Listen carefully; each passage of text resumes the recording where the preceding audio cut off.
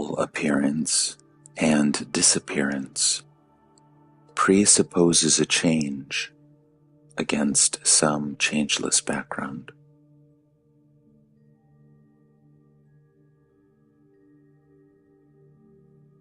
Some seed consciousness must be existing even during sleep or swoon. On waking up, the experience runs, I am the body in the world. It may appear to arise in succession, but in fact, it is all simultaneous. A single idea of having a body in a world. Can there be the sense of I am without being somebody or other?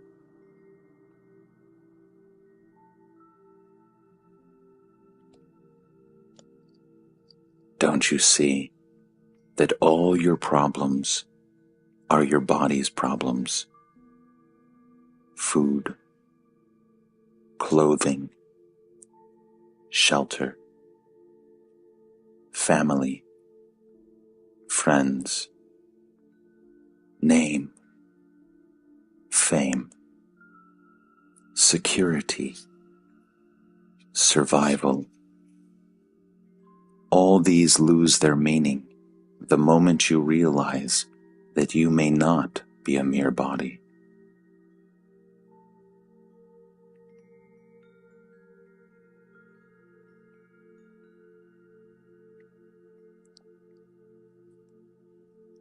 In a way, you are all the bodies, hearts and minds, and much more.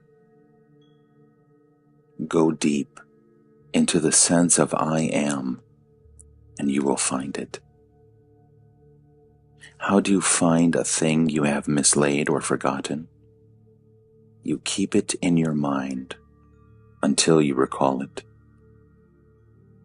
The sense of being, of I am, is the first to emerge.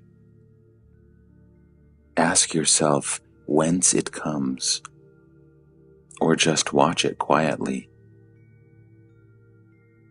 When the mind stays in the I am without moving, you enter a state which cannot be verbalized, but which can be experienced. All you need to do is to try, and try again. After all, the sense I am is always with you. Only you have attached all kinds of things to it. Body, feelings, thoughts, ideas, possessions, and so on. All these self-identifications are misleading. Because of them, you take yourself to be what you are not.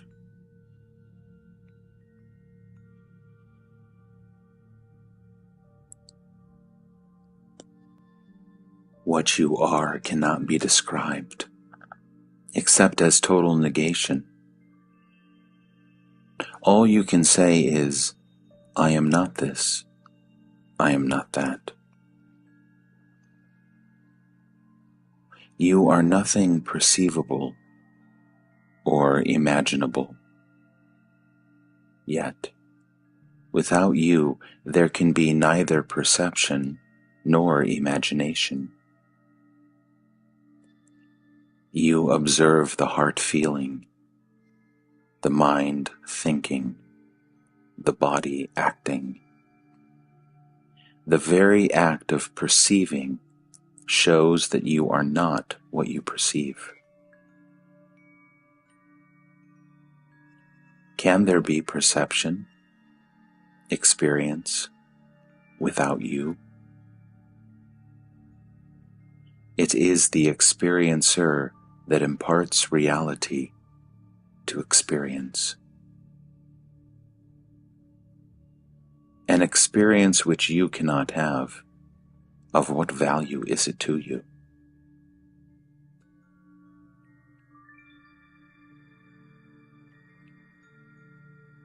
In every experience, there arises the experiencer of it. Memory creates the illusion of continuity. Identity and continuity are not the same.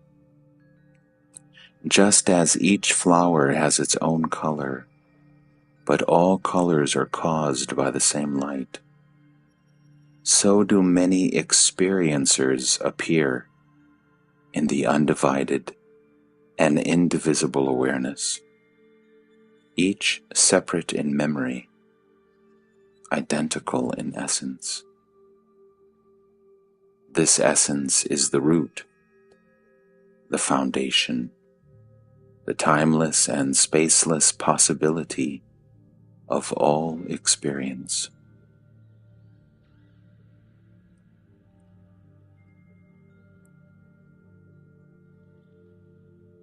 You need not get at it, for you are it.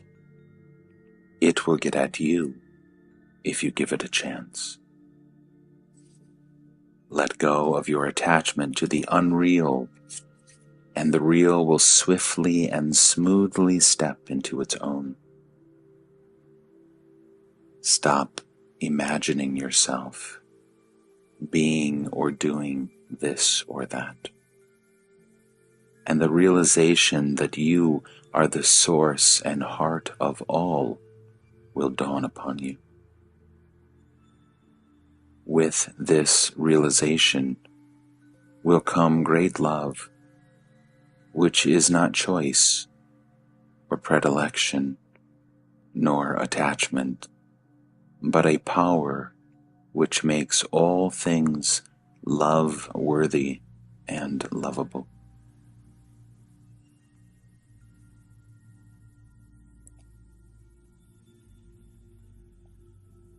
My life is a succession of events, just like yours. Only I am detached and see the passing show as a passing show, while you stick to things and move along with them.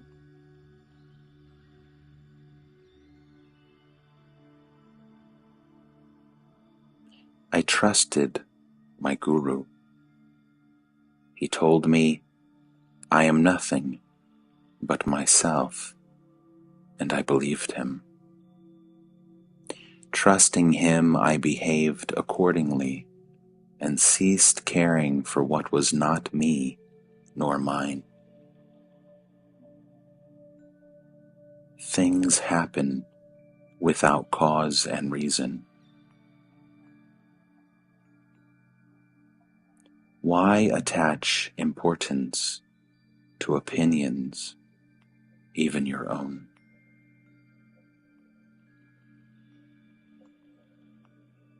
Everything is a miracle. As to my mind, there is no such thing. There is consciousness in which everything happens.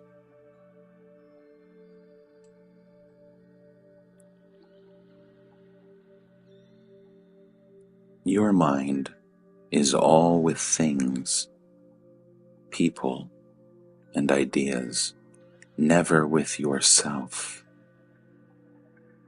Bring yourself into focus. Become aware of your own existence. See how you function. Watch the motives and the results of your actions. Study the prison you have built around yourself by inadvertence. By knowing what you are not, you come to know yourself. The only way back to yourself is through refusal and rejection. One thing is certain: the real is not imaginary. It is not a product of the mind. Even the sense I am is not continuous, though it is a useful pointer. It shows where to seek, but not what to seek. Just have a good look at it.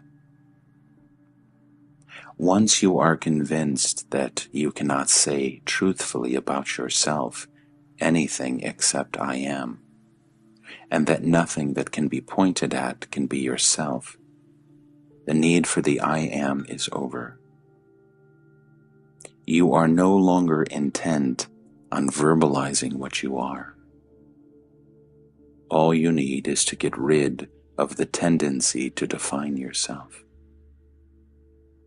All definitions apply to your body only, and to its expressions. Once this obsession with the body goes, you will revert to your natural state, spontaneously and effortlessly.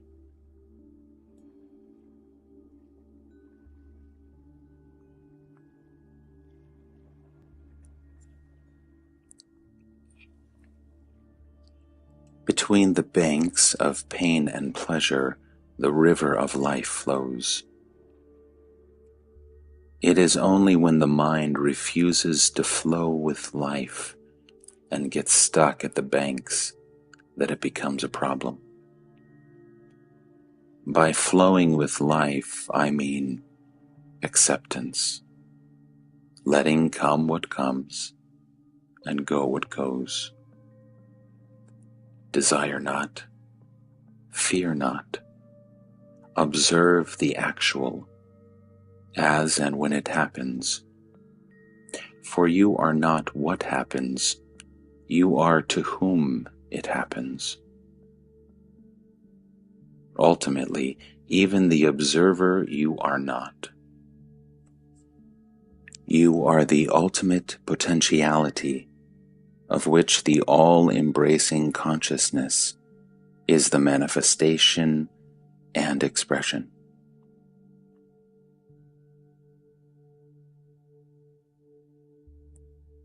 There is something exceptional, unique about the present event, which the previous or the coming do not have.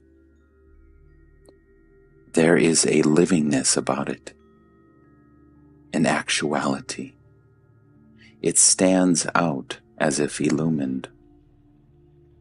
There is the stamp of reality on the actual, which the past and future do not have.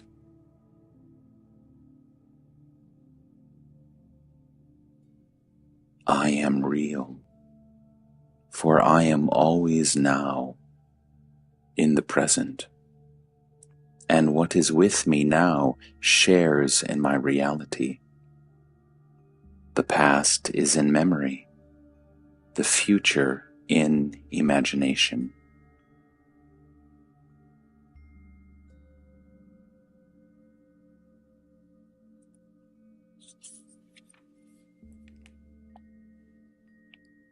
It is my own reality that I impart to the present event.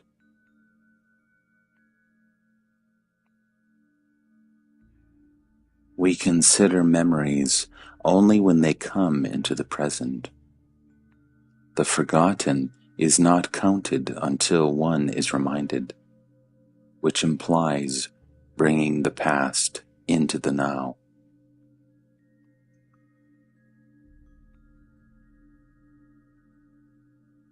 Desire is the memory of pleasure, and fear is the memory of pain. Both make the mind restless. Moments of pleasure are merely gaps in the stream of pain. How can the mind be happy?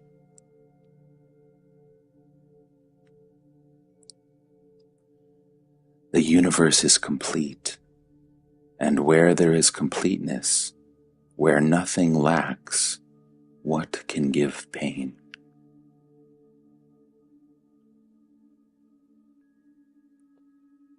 The mind, by its very nature, divides and opposes.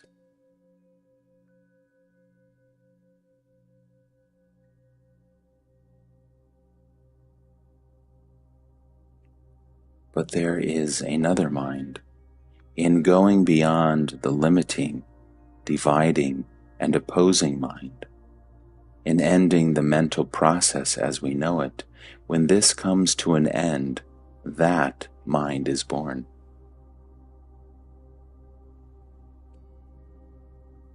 Joy and sorrow exist no longer, not as we know them, as desirable or repugnant.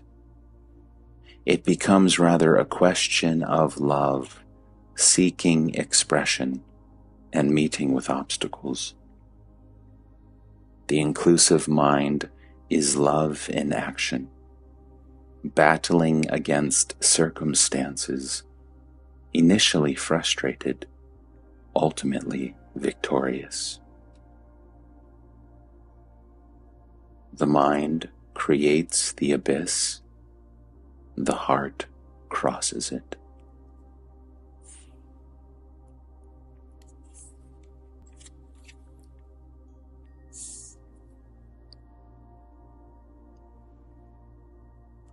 Like everything mental, the so-called law of causation contradicts itself. No thing in existence has a particular cause. The entire universe contributes to the existence of even the smallest thing. Nothing could be as it is without the universe being what it is. When the source and ground of everything is the only cause of everything, to speak of causality as a universal law is wrong. The universe is not bound by its content, because its potentialities are infinite. Besides, it is a manifestation or expression of a principle fundamentally and totally free.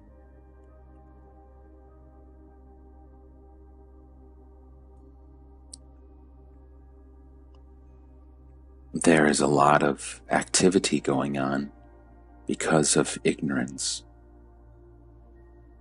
Would people know that nothing can happen unless the entire universe makes it happen, they would but achieve much more with less expenditure of energy.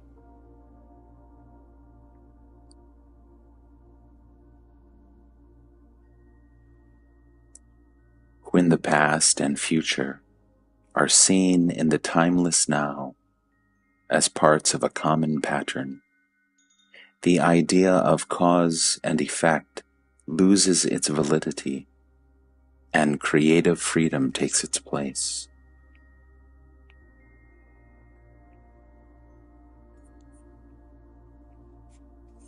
Your own mother was not needed to give you birth. You could have been born from some other woman. But you could not have been born without the sun and the earth. Even these could not have caused your birth without the most important factor, your own desire to be born.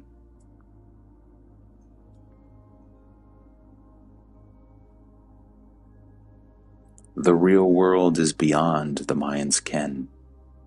We see it through the net of our desires, divided into pleasure and pain, right and wrong, inner and outer. To see the universe as it is, you must step beyond the net. It is not hard to do so, for the net is full of holes. Look at the net and its many contradictions. You do and undo at every step. You want peace, love, happiness, and work hard to create pain, hatred, and war. You want longevity and overeat. You want friendship and exploit. See your net as made of such contradictions and remove them. Your very seeing them will make them go.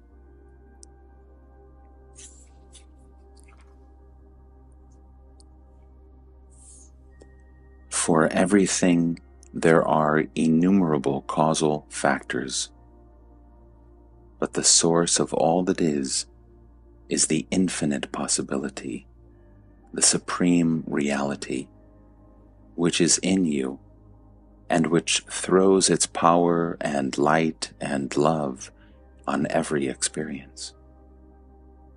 But this source is not a cause, and no cause is a source. Because of that, I say everything is uncaused. You may try to trace how a thing happens, but you cannot find out why a thing is as it is. A thing is as it is because the universe is as it is.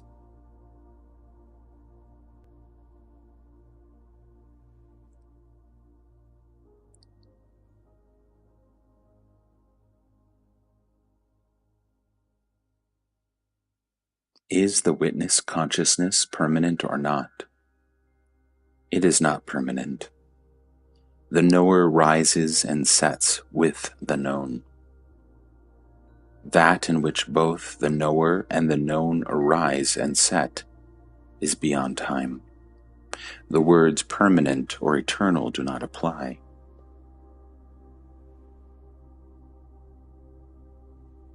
The absence of experience, too, is experience. It is like entering a dark room and saying, "I see nothing."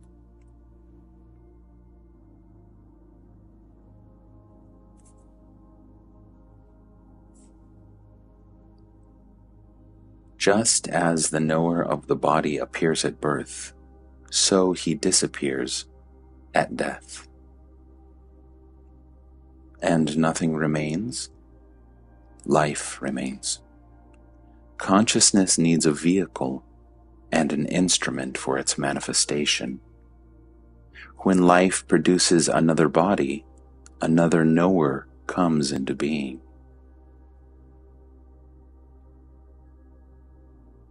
Is there a causal link between the successive body knowers or body minds? Yes.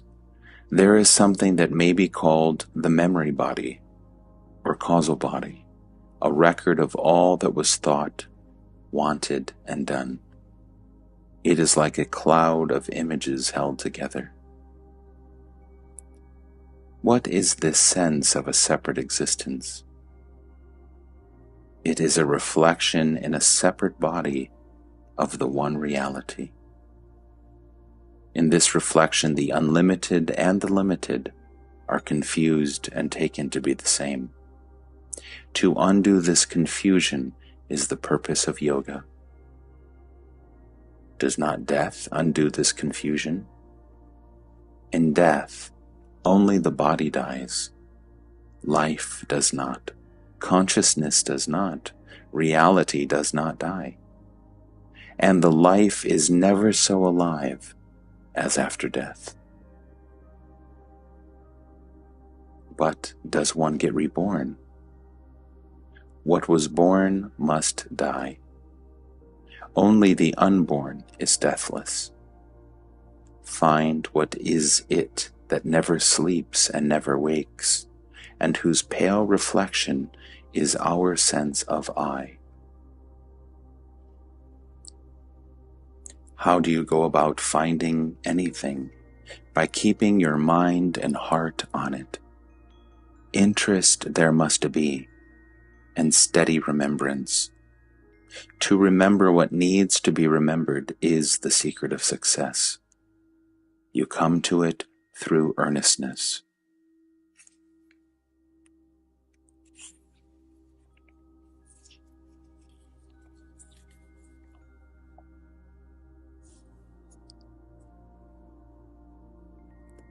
Be free from contradictions. The goal and the way must not be on different levels. Life and light must not quarrel. Behavior must not betray belief. Call it honesty, integrity, wholeness.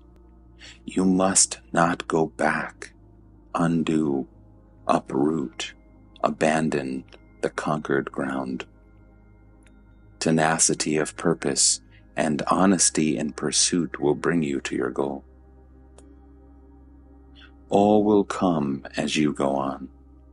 Take the first step. All blessings come from within. Turn within. I am, you know.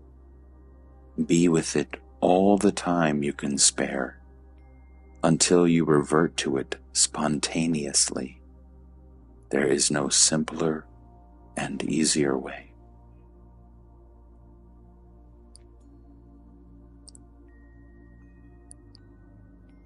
What is the purpose of meditation?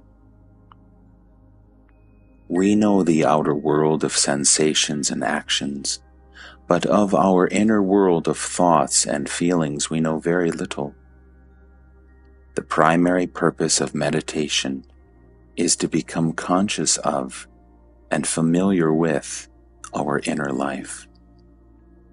The ultimate purpose is to reach the source of life and consciousness. Incidentally, practice of meditation deeply affects our character. We are slaves to what we do not know. Of what we know, we are masters.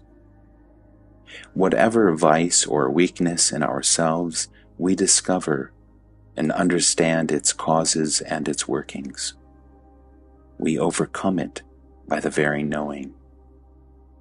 The unconscious dissolves when brought into the conscious. The dissolution of the unconscious releases energy. The mind feels adequate and becomes quiet. When the mind is quiet, we come to know ourselves as the pure witness.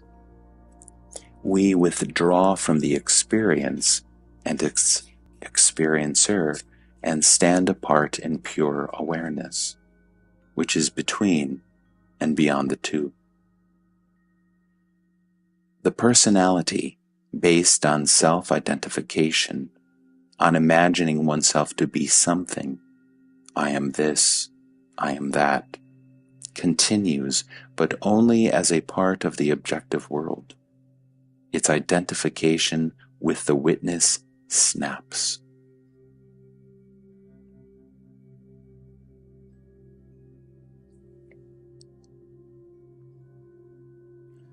The sattva is pure and strong always. It is like the sun. It may seem obscured by clouds and dust, but only from the point of view of the perceiver. Deal with the causes of obscuration, not with the sun.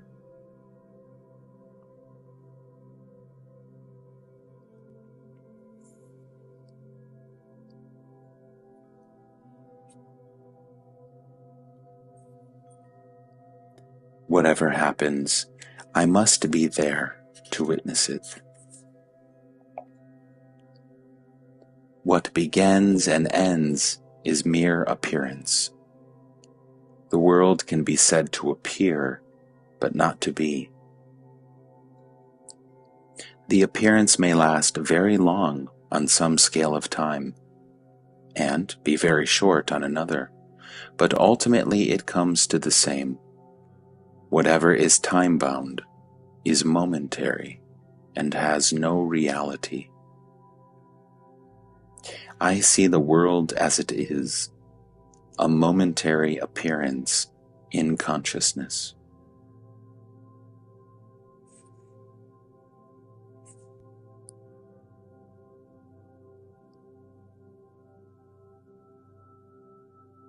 The supreme state is uncaused independent, unrelated, undivided, uncomposed, unshakable, unquestionable, unreachable by effort. Every positive definition is from memory and therefore inapplicable, and yet my state is supremely actual and therefore possible, realizable, attainable.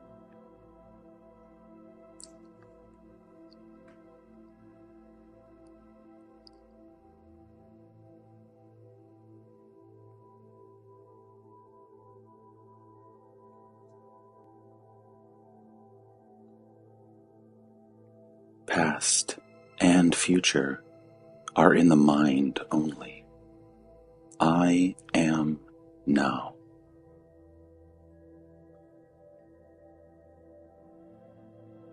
My world is real, true, as it is perceived, while yours appears and disappears according to the state of your mind.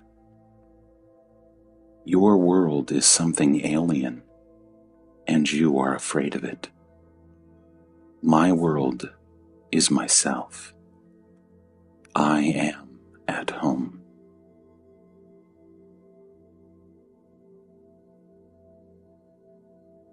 As long as the mind is there, your body and your world are there. Your world is mind-made, subjective, enclosed within the mind, fragmentary, temporary, personal, hanging on the thread of memory.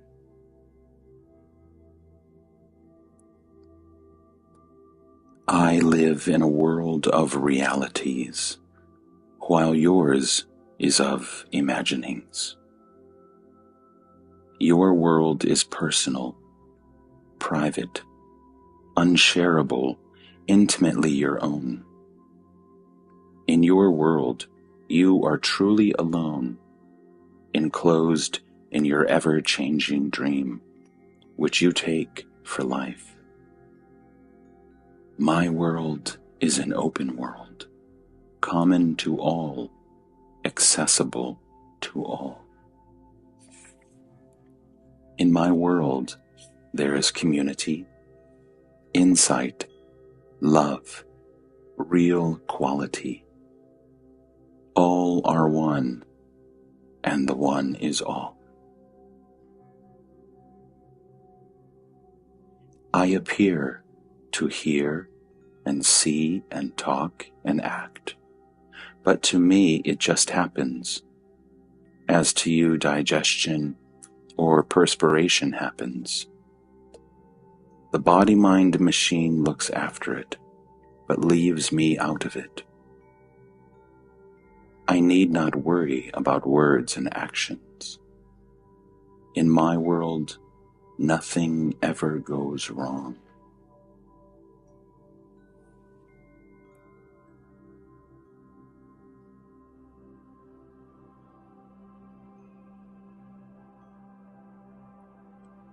It is the nature of the mind to roam about.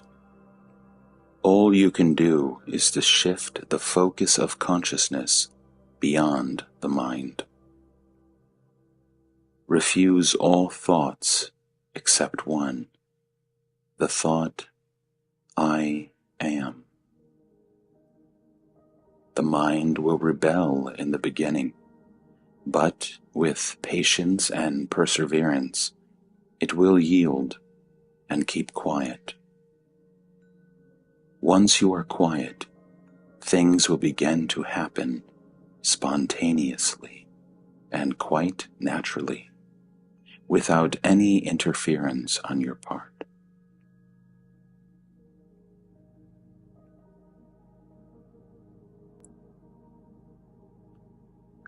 Live your life as it comes, but alertly, watchfully, allowing everything to happen as it happens, doing the natural things the natural way, suffering, rejoicing, as life brings.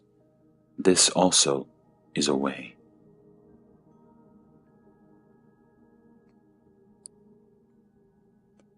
Pleasure and pain alternate inexorably. Happiness comes from the self and can be found in the self only. Find your real self, and all else will come with it.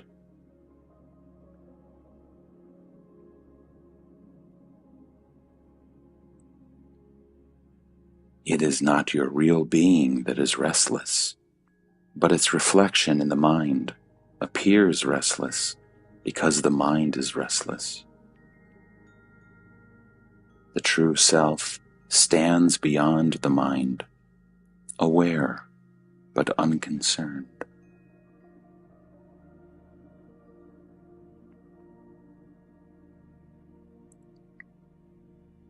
You are the self, here and now. Leave the mind alone. Stand aware and unconcerned, and you will realize that to stand alert but detached, watching events come and go, is an aspect of your real nature.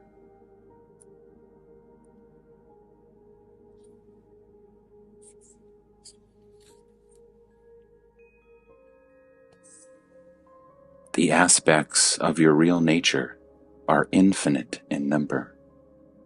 Realize one, and you will realize all.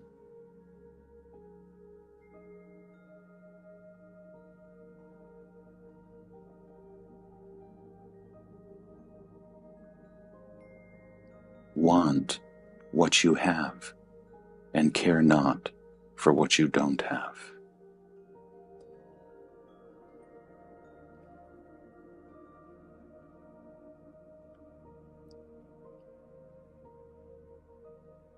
The very search for pleasure is the cause of pain.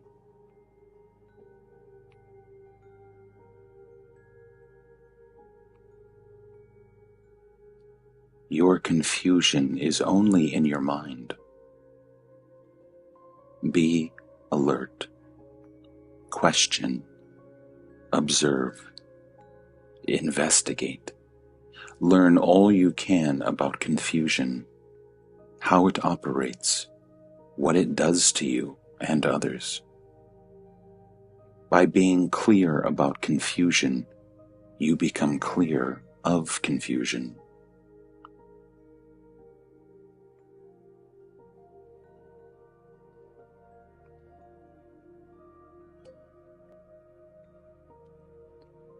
Nothing is permanent. All wears out, breaks down, dissolves.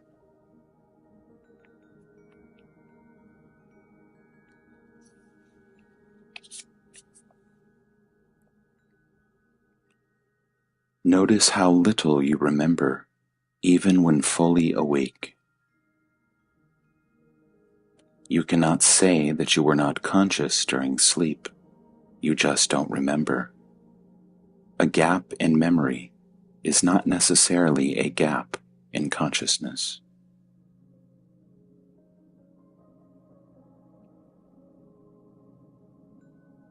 You will be aware that you are asleep.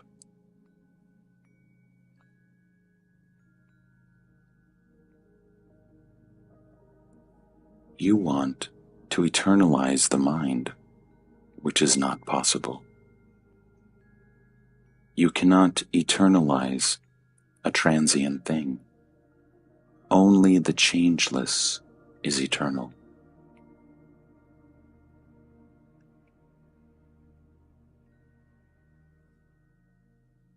If you want peace, you must ask with an undivided heart and live an integrated life.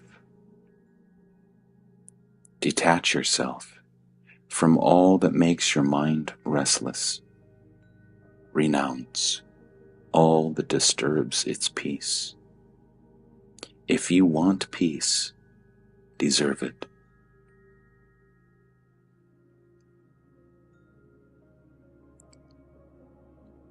Seek a clear mind and a clean heart. All you need is to keep quietly alert, inquiring into the real nature of yourself. This is the only way to peace. Stay open and quiet. That is all.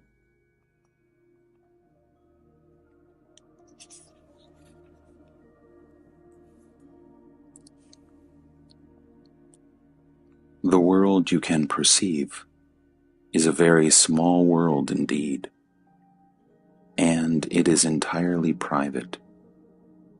Take it to be a dream and be done with it. In fact, all you know is your own private world, however well you have furnished it with your imaginations and expectations.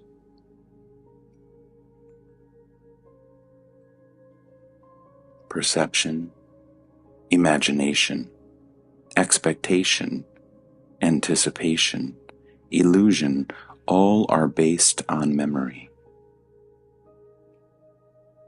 There are hardly any borderlines between them. They just merge into each other. All are responses of memory.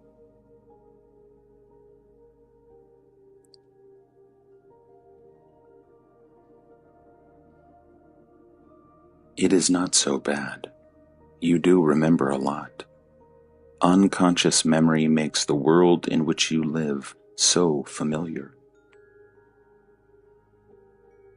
But with you, it is all.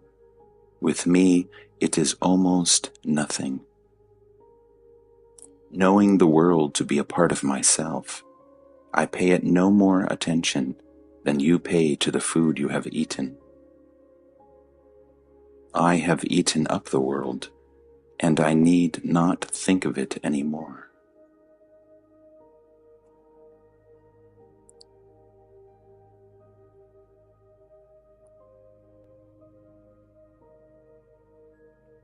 How can I hurt something which is one with me? On the contrary, without thinking of the world, whatever I do will be of benefit to it, just as the body sets itself right unconsciously. So am I ceaselessly active in setting the world right.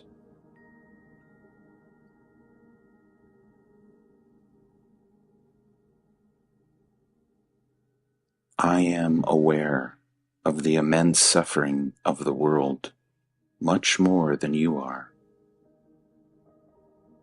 I look at it through the eyes of God and find that all is well. All these sufferings are man-made, and it is within man's power to put an end to them. Karma is the law that works for righteousness. It is the healing hand of God.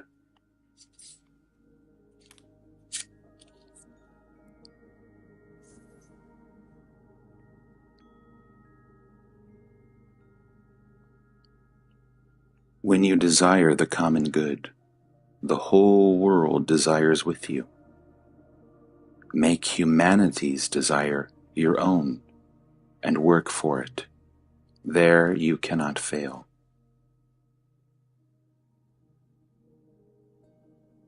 Desires that lead to sorrow are wrong, and those which lead to happiness are right.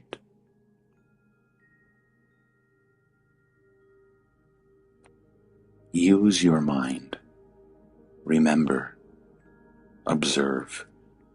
You are not different from others. Most of their experiences are valid for you too. Think clearly and deeply. Go into the entire structure of your desires and their ramifications. To go beyond yourself, you must know yourself.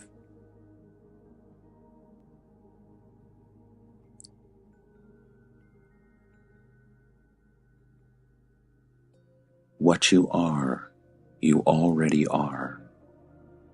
By knowing what you are not, you are free of it and remain in your own natural state. It all happens quite spontaneously and effortlessly.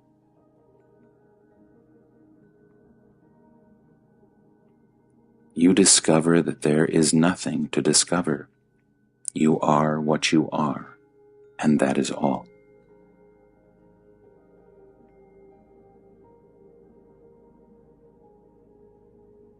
You are the pure awareness that illumines consciousness and its infinite content. Realize this and live accordingly. Focus your mind on I am, which is pure and simple being.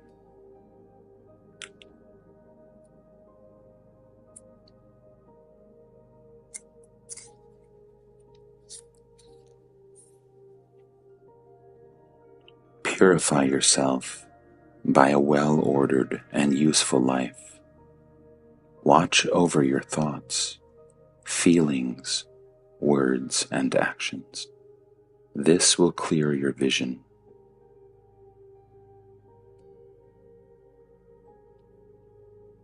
Every grain of sand is God. To know it is important, but that is only the beginning.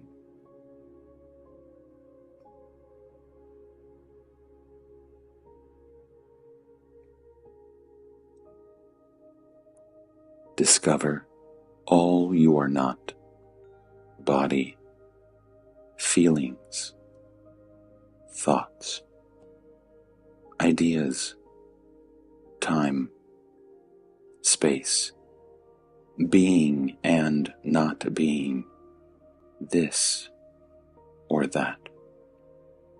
Nothing concrete or abstract you can point out to is you.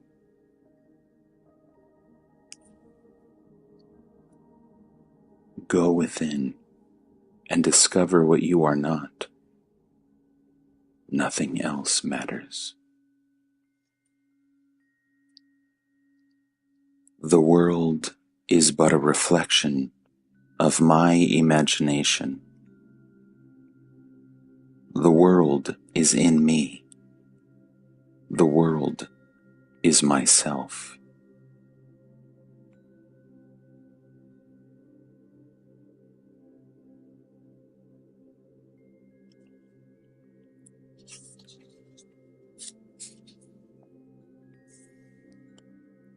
Awareness is primordial.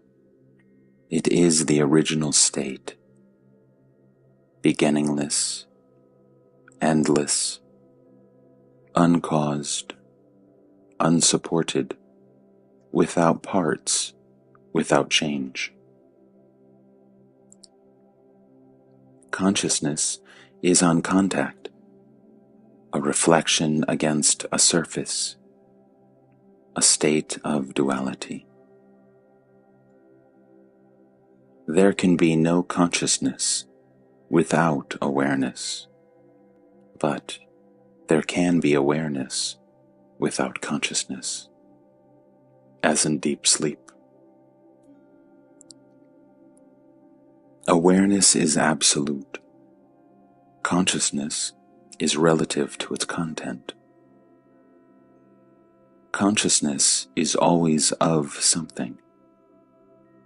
Consciousness is partial and changeful. Awareness is total, changeless, calm, and silent. It is the common matrix of every experience.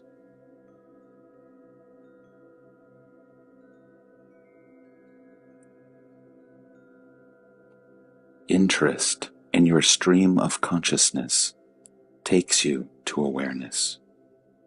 It is not a new state. It is at once recognized as the original, basic existence, which is life itself, and also love and joy.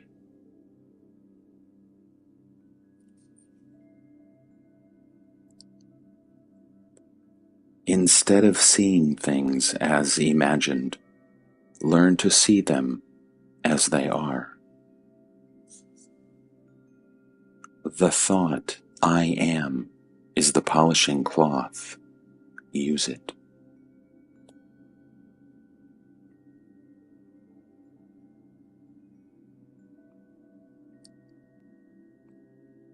I met my guru when I was 34 and realized by 37. Pleasure and pain lost their sway over me. I was free from desire and fear. I found myself full, needing nothing. I saw that in the ocean of pure awareness, on the surface of the universal consciousness, the numberless waves of the phenomenal worlds arise and subside, beginninglessly and endlessly. As consciousness, they are all me. As events, they are all mine. There is a mysterious power that looks after them. That power is awareness, self, life, God. Whatever name you give it, it is the foundation, the ultimate support of all that is, just like gold is the basis for all gold jewelry. And it is so intimately ours. Abstract the name and shape from the jewelry, and the gold becomes obvious. Be free of name and form, and of the desires and fears they create. Then what remains? The void remains. But the void is full to the brim. It is the eternal potential as consciousness is the eternal actual.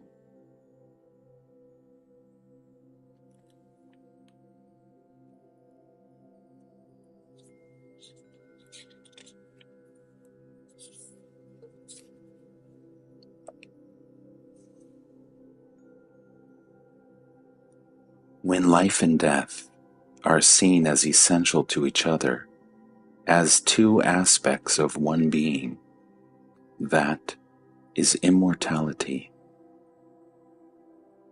To see the end in the beginning, and the beginning in the end, is the intimation of eternity. Definitely, immortality is not continuity. Only the process of change continues. Nothing lasts.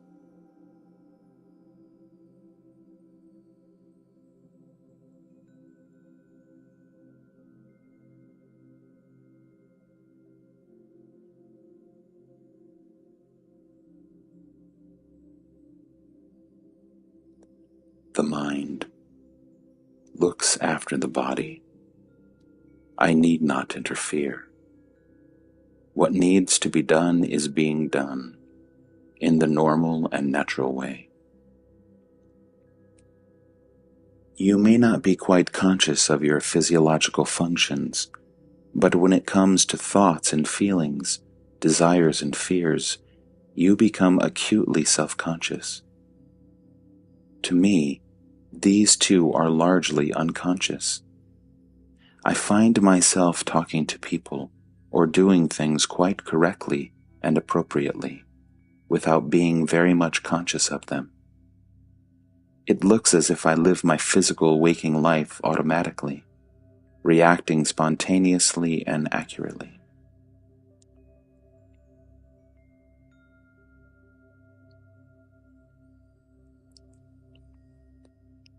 Devotion to your goal makes you live a clean and orderly life, given to search for truth and to helping people. And realization makes noble virtue easy and spontaneous, by removing for good the obstacles in the shape of desires and fears and wrong ideas.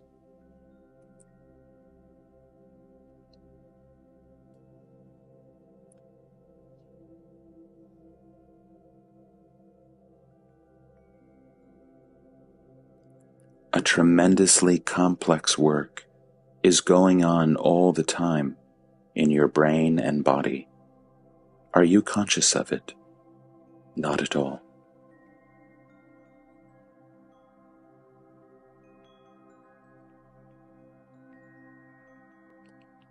What is normal?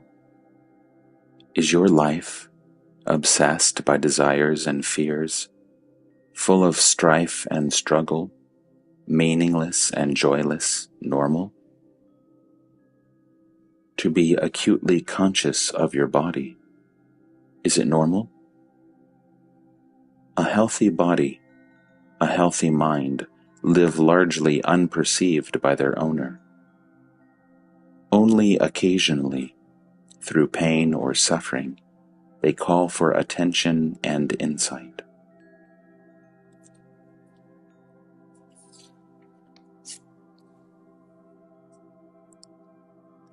The entire purpose of a clean and well-ordered life is to liberate man from the thrall of chaos and the burden of sorrow.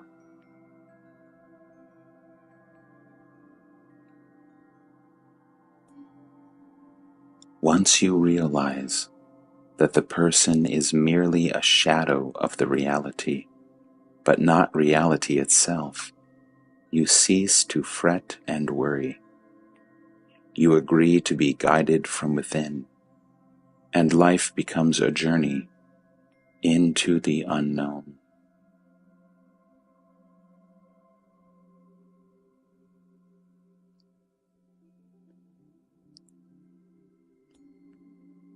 Your mind is focused in the world. Mine is focused in reality.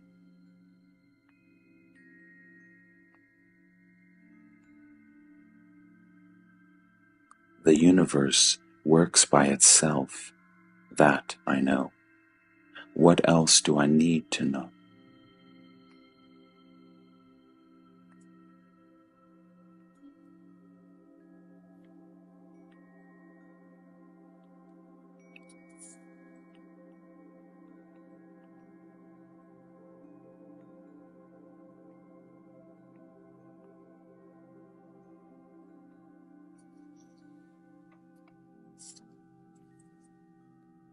The Supreme gives existence to the mind. The mind gives existence to the body.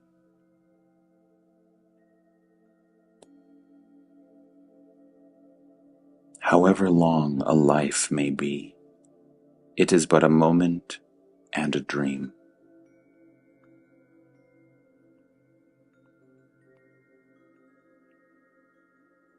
I am timeless and spaceless.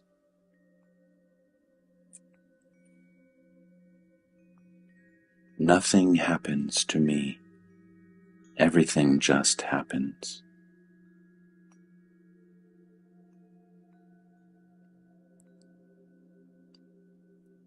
What is beyond both, supporting both, is the supreme state, a state of utter stillness and silence. Whoever goes there disappears. It is unreachable by words or mind. You may call it God, or Parabrahman, or Supreme Reality, but these are names given by the mind. It is the nameless, contentless, effortless and spontaneous state beyond being and not being. The only way of knowing it is to be it.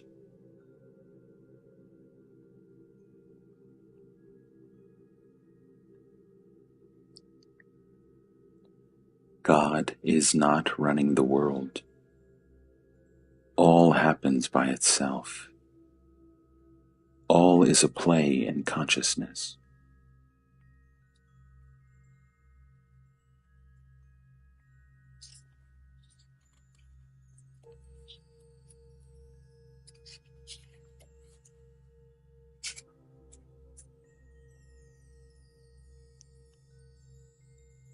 It is what is, the timeless reality, unbelievably hard and solid.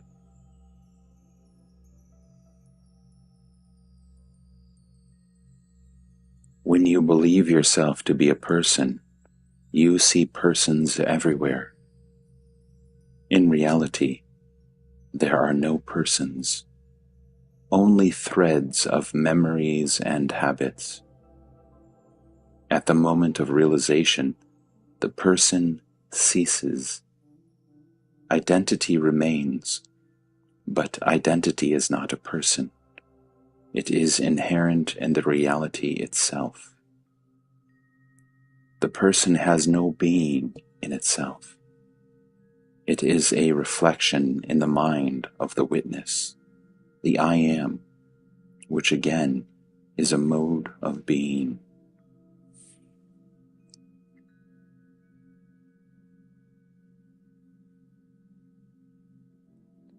Energy comes first, for everything is a form of energy.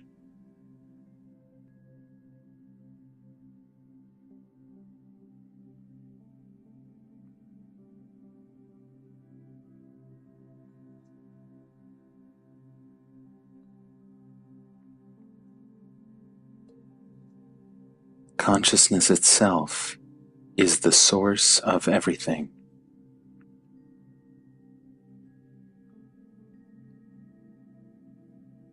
In reality, only the ultimate is. The rest is a matter of name and form.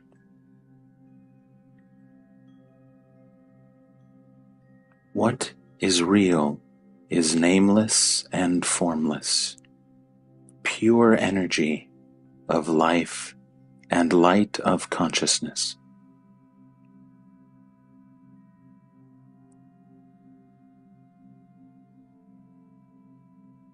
The world and the mind are states of being. The Supreme is not a state. It pervades all states, but it is not a state of something else.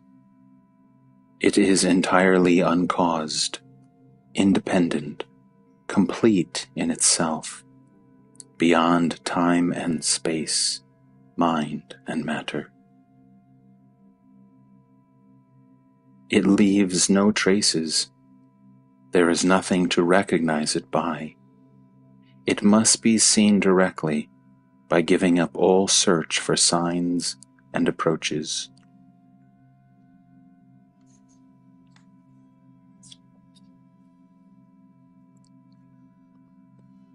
Plurality and diversity are the play of the mind only.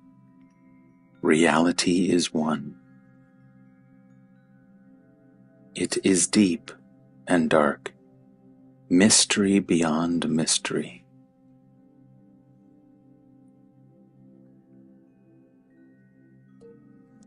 All states and conditions are of the mind.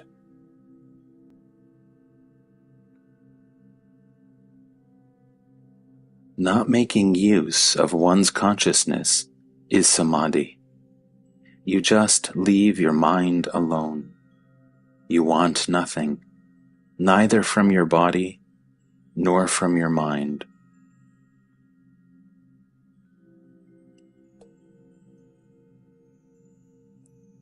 Everything is uncaused. The world has no cause.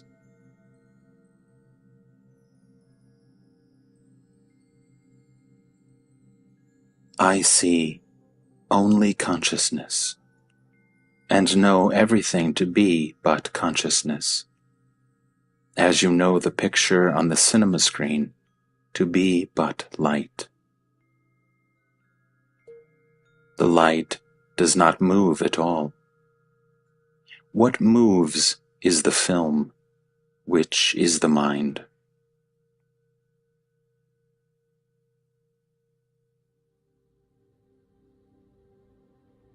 Everything is interlinked, and therefore everything has numberless causes.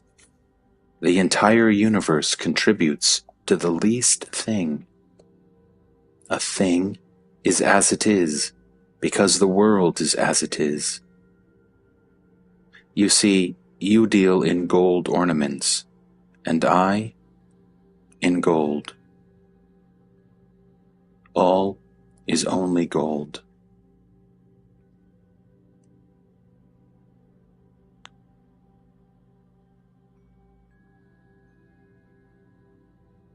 Why worry so much about causation? What do causes matter when things themselves are transient? Let come what comes, and let go what goes. Why catch hold of things and inquire about their causes? There is only light, and the light is all. Everything else is but a picture made of light. The picture is in the light, and the light is in the picture. Life and death, self and non-self. Abandon all these ideas. They are of no use to you.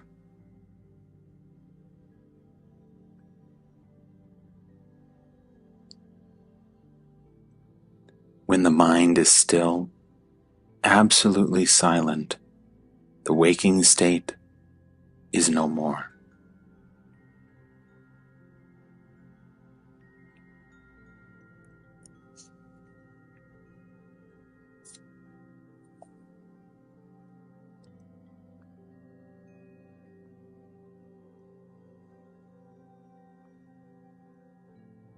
A world of which you are the only source and ground is fully within your power to change. What is created can always be dissolved and recreated. All will happen as you want it, provided you really want it.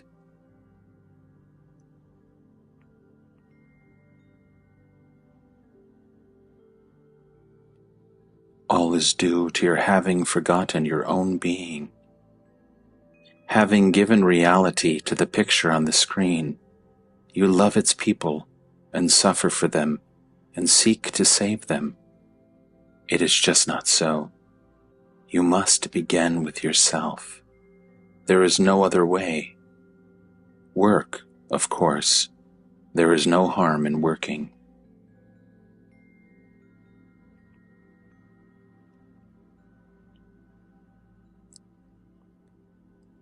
To take appearance for reality is a grievous sin and the cause of all calamities. You are the all-pervading, eternal, and infinitely creative awareness consciousness.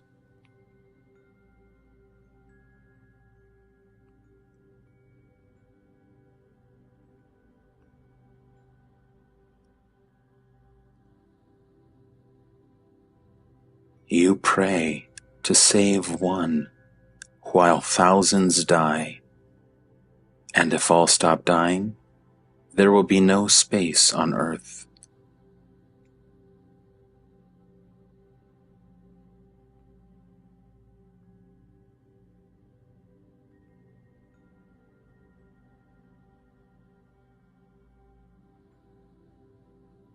All is God's doing, no doubt. What is it to me, since I want nothing? What can God give me or take away from me? What is mine, and was mine even when God was not. Of course, it is a very tiny little thing, a speck, the sense I am, the fact of being. This is my own place. Nobody gave it to me. The earth is mine. What grows on it is God's. I am is the root. God is the tree. Whom am I to worship, and what for?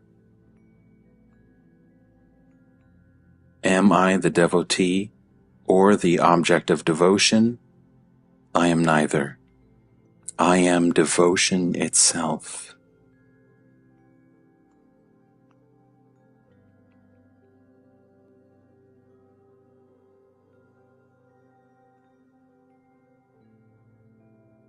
You got into the world by forgetting what you are, and you will get out of it by knowing yourself as you are.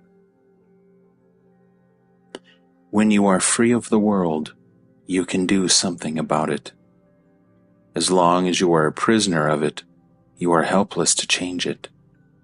On the contrary, whatever you do will aggravate the situation.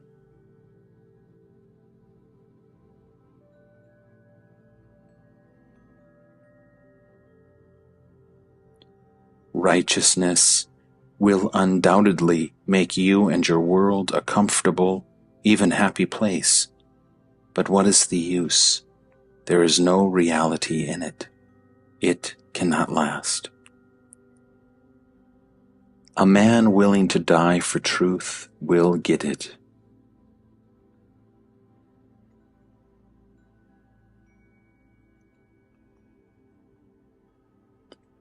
The Jnani is the supreme and also the witness. He is both being and awareness.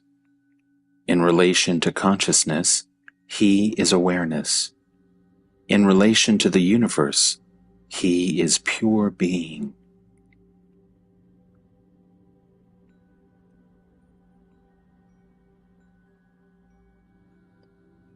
The person is a very small thing. Actually, it is a composite. It cannot be said to exist by itself. Unperceived, it is just not there. It is but the shadow of the mind, the sum total of memories.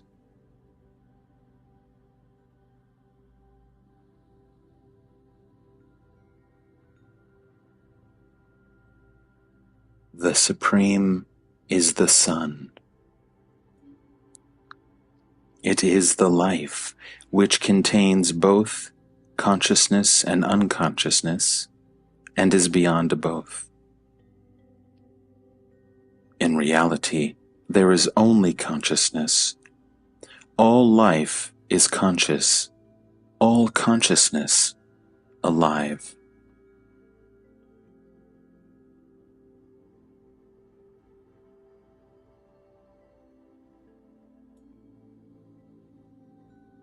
You would be wiser to deny the existence of what you imagine.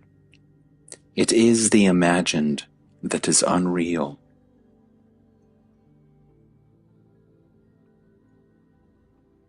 The unexpected and the unpredictable are real.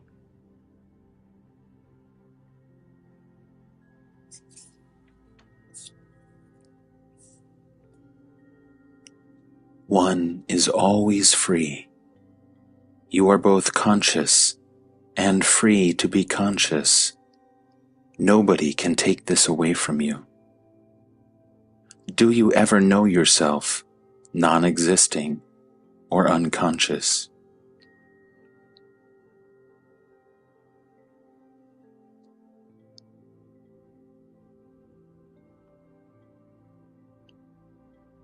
There is no how here. Just keep in mind the feeling, I am. Merge in it till your mind and feeling become one. By repeated attempts, you will stumble on the right balance of attention and affection, and your mind will be firmly established in the thought feeling, I am.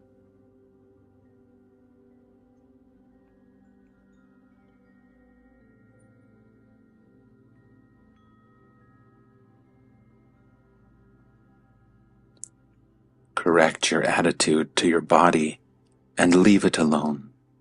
Don't pamper, don't torture. Just keep it going, most of the time below the threshold of conscious attention.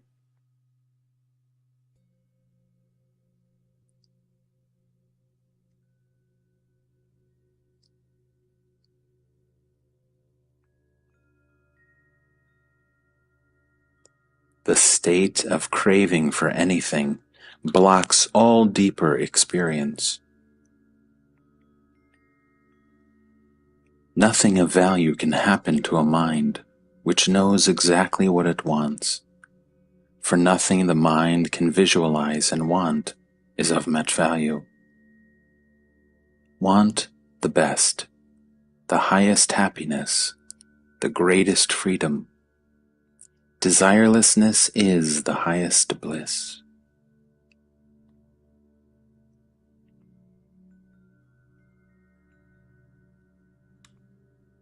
Your aims are small and low. They do not call for more. Only God's energy is infinite, because He wants nothing for Himself.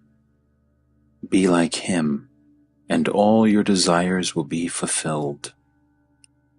The higher your aims and vaster your desires, the more energy you will have for their fulfillment. Desire the good of all, and the universe will work with you.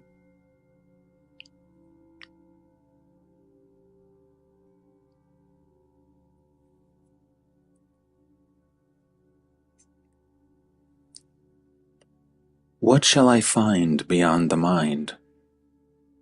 The direct experience of being, knowing, and loving.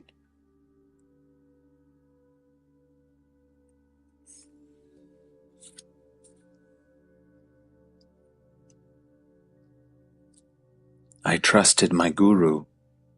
I did what he told me to do. He told me to concentrate on I am, and I did. He told me that I am beyond all perceivables and conceivables. I believed. I gave my heart and soul, my entire attention, and the whole of my spare time.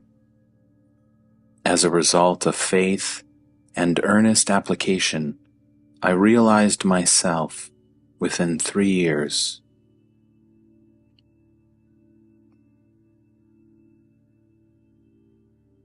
Establish yourself firmly in the awareness of I am. This is the beginning and also the end of all endeavor.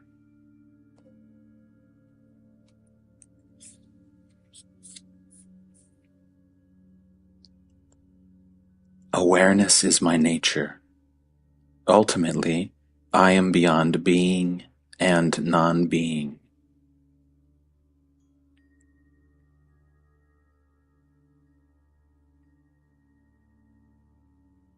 Meditation will help you to find your bonds, loosen them, untie them, and cast your moorings. When you are no longer attached to anything, you have done your share. The rest will be done for you. By the same power that brought you so far, that prompted your heart to desire truth and your mind to seek it. It is the same power that keeps you alive.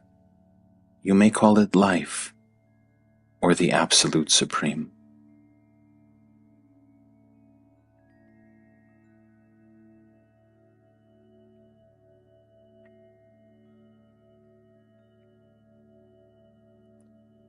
To realize the eternal is to become the eternal, the whole, the universe, with all it contains. Every event is the effect and the expression of the whole, and is in fundamental harmony with the whole. All response from the whole must be right, effortless, and instantaneous.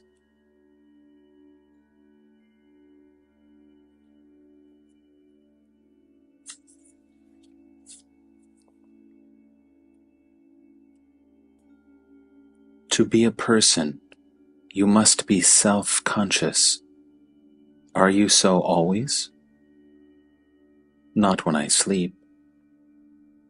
During your waking hours, are you continually self-conscious?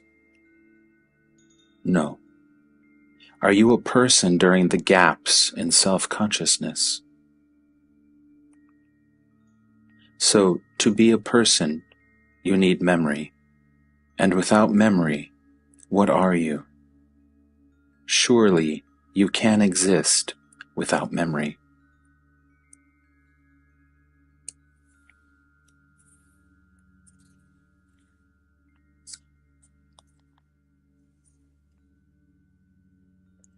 Can you tell me what you are in the intervals in between experiencing yourself as a person?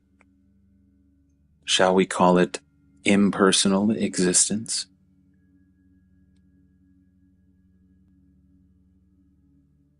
Do you remember every second of yesterday? Of course not. Were you then unconscious? Of course not. So you are conscious, and yet you do not remember. Yes.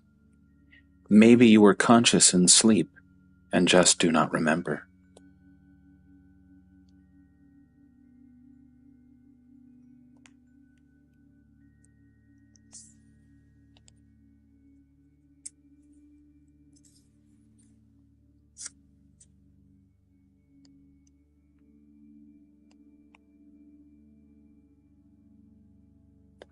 Even a dream has existence when it is cognized and enjoyed or endured. Whatever you think and feel has being, but it may not be what you take it to be. What you think to be a person may be something quite different.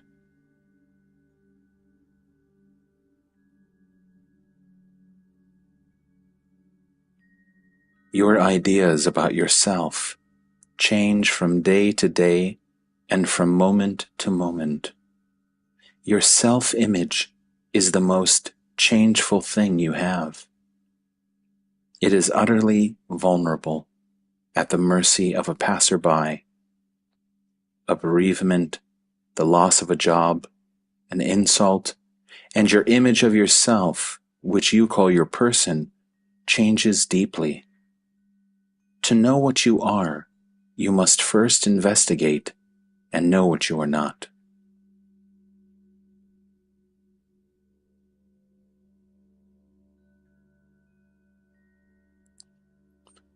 The clearer you understand that on the level of the mind you can be described in negative terms only, the quicker you will come to the end of your search and realize your limitless being.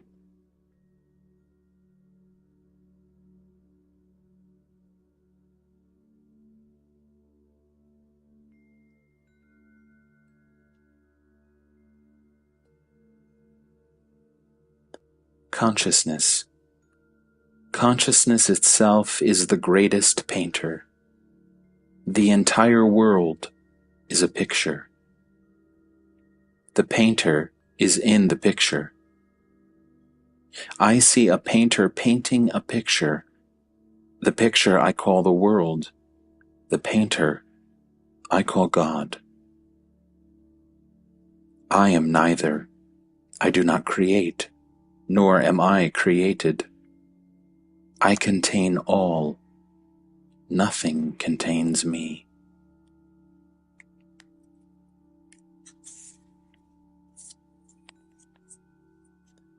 As you learn to watch your mental world, you will find it even more colorful and perfect than what the body can provide.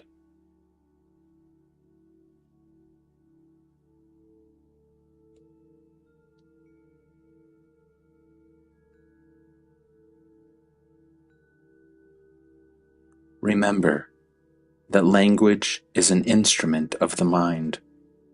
It is made by the mind, for the mind.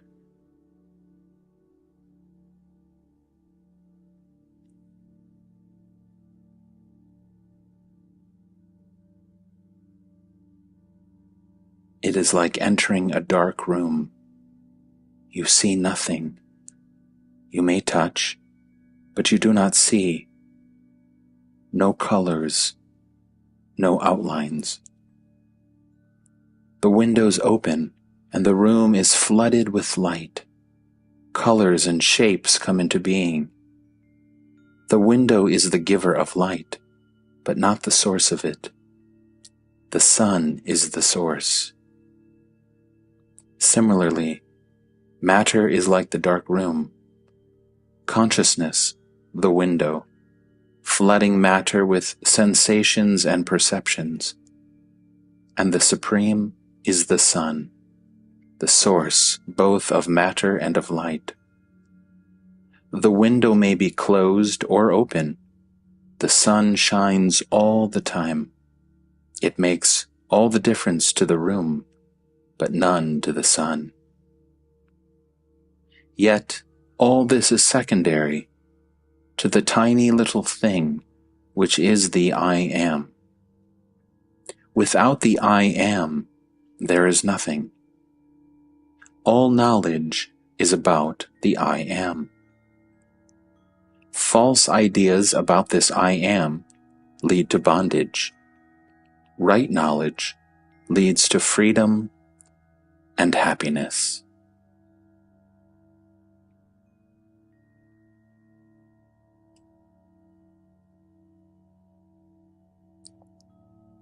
To exist means to be something, a thing, a feeling, a thought, an idea. All existence is particular. Only being is universal, in the sense that every being is compatible with every other being. Existences clash. Being, never. Existence means becoming, change, birth and death and birth again, while in being there is silent peace.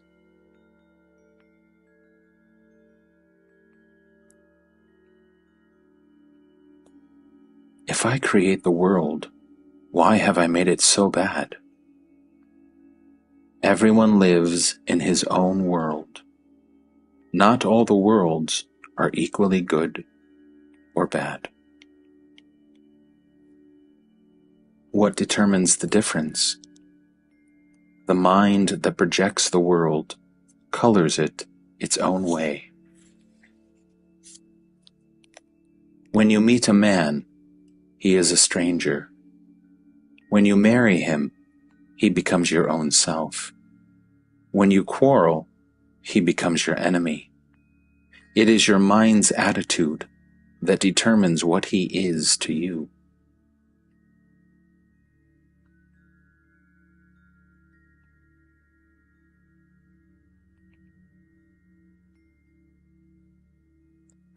Reality lies in objectivity. Everything is subjective, but the real is objective. It does not depend on memories and expectations, desires and fears, likes and dislikes. All is seen as it is.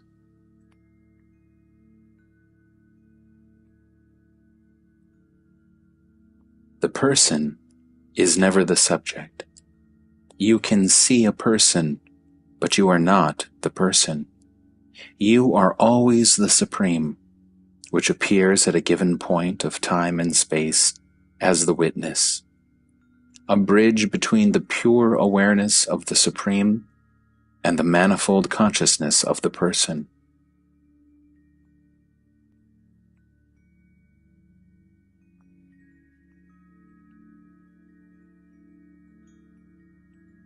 Once you realize that whatever appears before you cannot be yourself, and cannot say I am, you are free of all your persons and their demands. The sense I am is your own. You cannot part with it. But you can impart it to anything, as in saying, I am young, I am rich, and so on. But such self-identifications are patently false and the cause of bondage.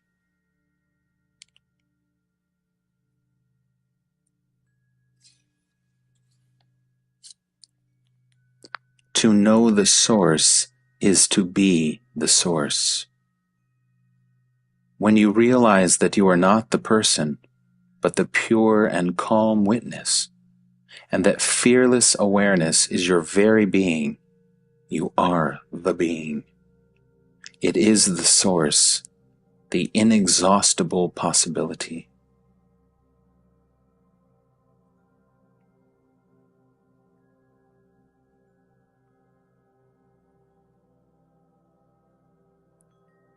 The Supreme makes everything possible. That is all. Everything is its own cause.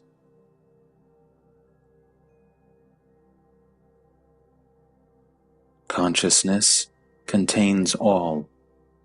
In consciousness, all is possible. The root cause is one, the sense, I am.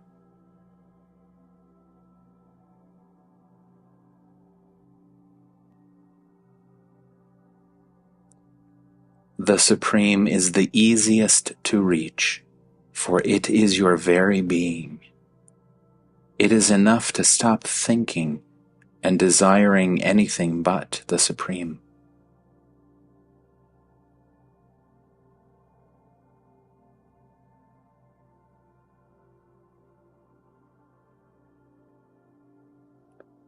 The world is full of desires. Everybody wants something or other. Who is the desirer, the person or the self? The self. All desires, holy and unholy, come from the self. They all hang on the sense, I am.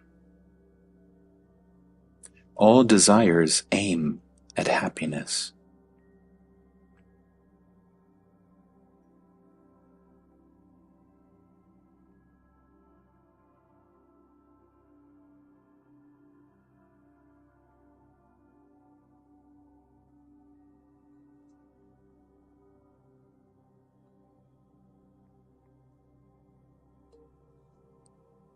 Only desires motivated by love, goodwill, and compassion are beneficial to both the subject and object and can be fully satisfied.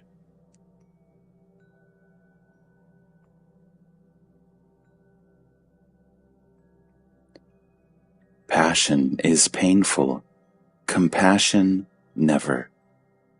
The entire universe strives to fulfill a desire born of compassion.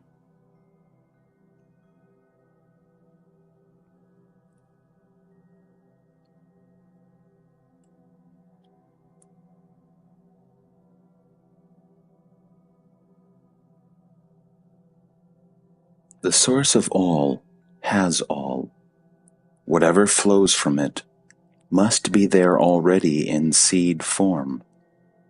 And as a seed is the last of innumerable seeds and contains the experience and the promise of numberless forests, so does the unknown contain all that was or could have been, and all that shall or would be.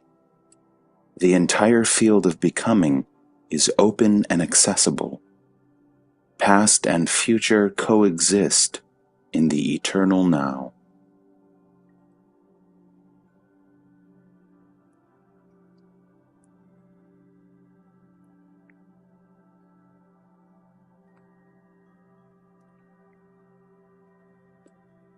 I am fully conscious, but since no desire or fear enters my mind, there is perfect silence.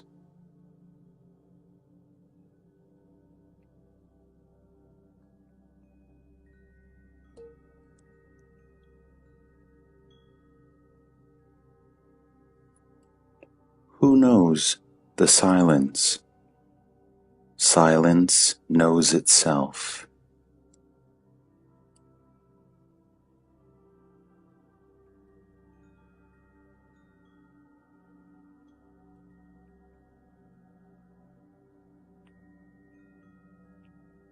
Freedom from desire means this: the compulsion to satisfy is absent.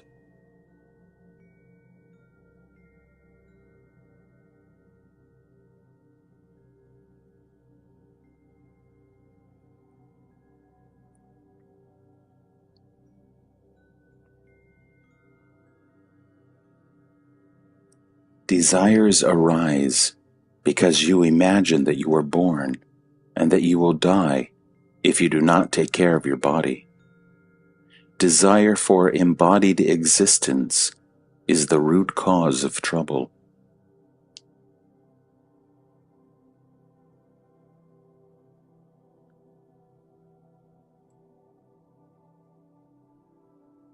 To know itself, the self must be faced with its opposite, the not self.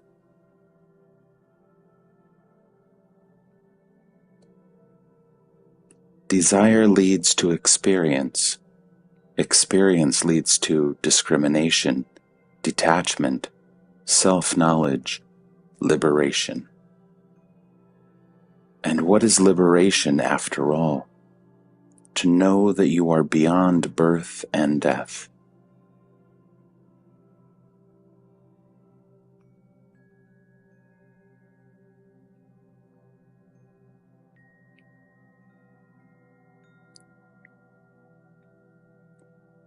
Outside of the self, there is nothing. All is one, and all is contained in I am. In the waking and dream states, it is the person.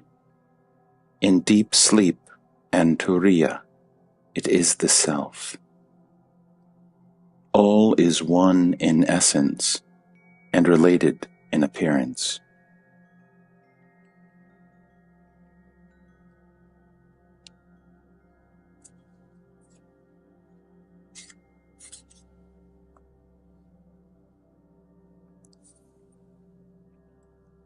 Truth is simple and open to all. Why do you complicate it? Truth is loving and lovable. It includes all, accepts all, purifies all. It is untruth that is difficult and a source of trouble. It always wants, expects, demands. Being false, it is empty, always in search of confirmation and reassurance. It is afraid of and avoids inquiry.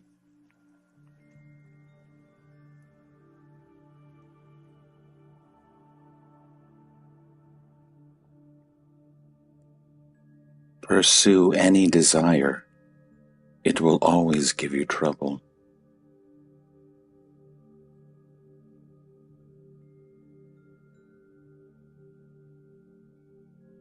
Nothing can set you free because you are free. See yourself with desireless clarity. That is all.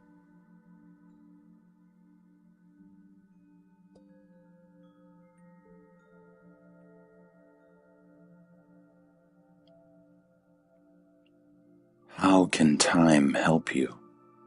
Time is a succession of moments. Each moment appears out of nothing and disappears into nothing, never to reappear. How can you build on something so fleeting?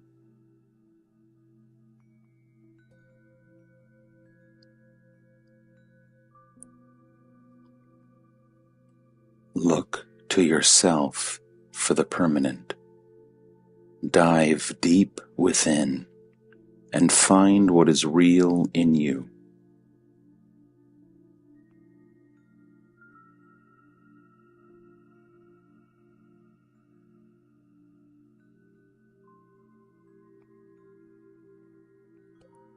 Give up all questions except one. Who am I? After all, the only fact you are sure of is that you are. The I am is certain. The I am this is not. Struggle to find out what you are in reality.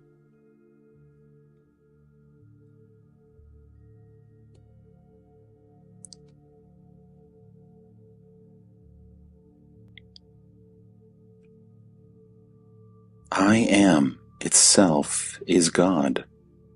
The seeking itself is God. The consciousness in you and the consciousness in me, apparently two, really one, seek unity, and that is love.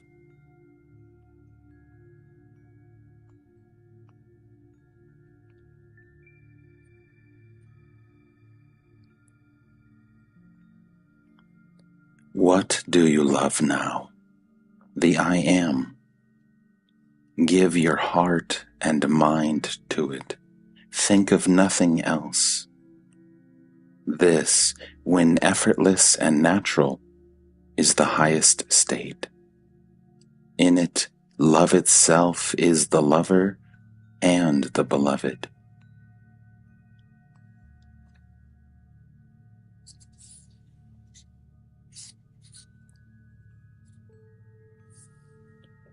All desire has its source in the self. It is all a matter of choosing the right desire.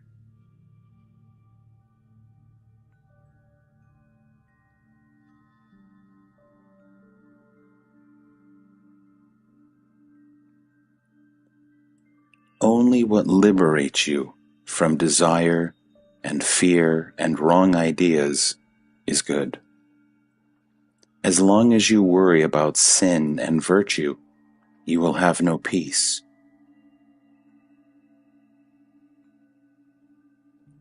Sin and virtue refer to a person only. Without a sinful or virtuous person, what is sin or virtue? At the level of the absolute, there are no persons. The ocean of pure awareness is neither virtuous nor sinful. Sin and virtue are invariably relative.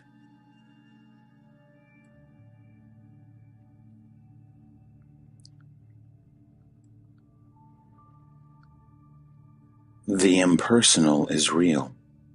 The personal appears and disappears. I am is the impersonal being. I am this is the person. The person is relative, and the pure being, the fundamental. Go beyond the personal and see.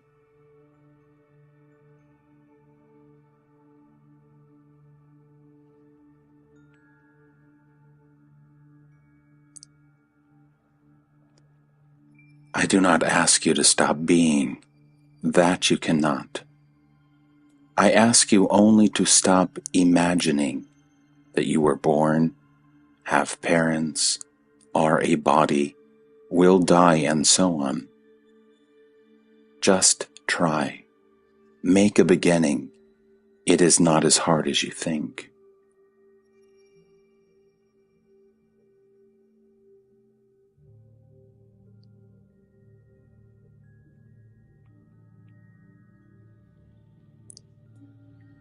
The impersonal cannot be described in terms of good and bad. It is being, wisdom, love, all absolute. Where is the scope for sin there? And virtue is only the opposite of sin.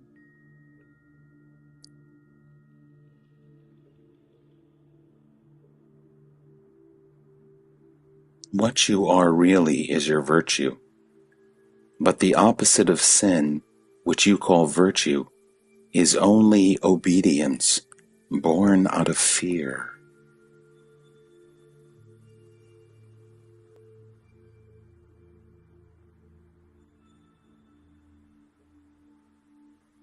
Then, why all the effort at being good? It keeps you on the move. You go on and on till you find God. Then God takes you into Himself and makes you as He is.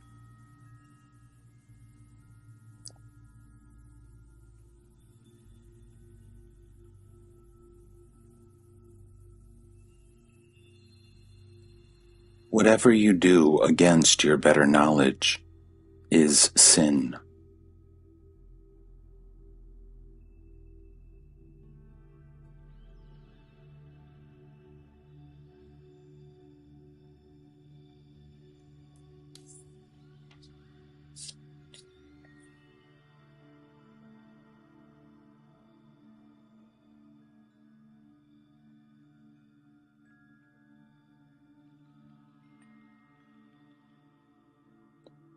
To the spirit, there is no second.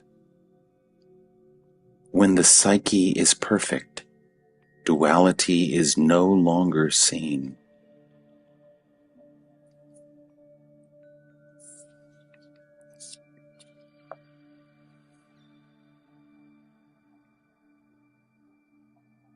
A man who moves with the earth will necessarily experience days and nights. He who stays with the sun will know no darkness. My world is not yours. As I see it, you all are on a stage performing. There is no reality about your comings and goings, and your problems are so unreal.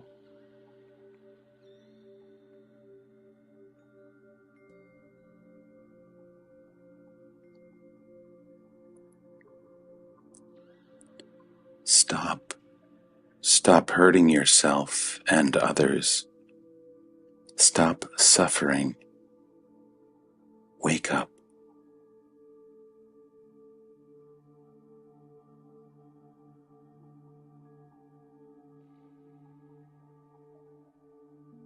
When you begin to question your dream, awakening will not be far away.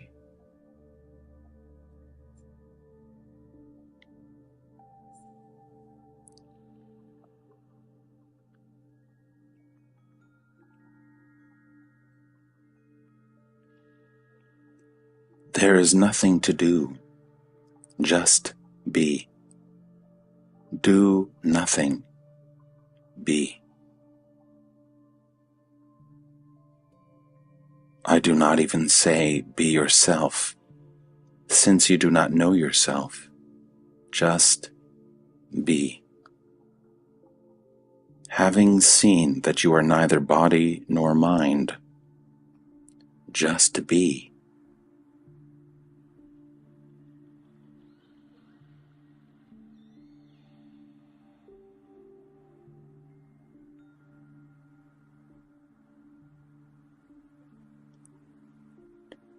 Unconscious sadhana, spiritual practice, is most effective because it is spontaneous and steady.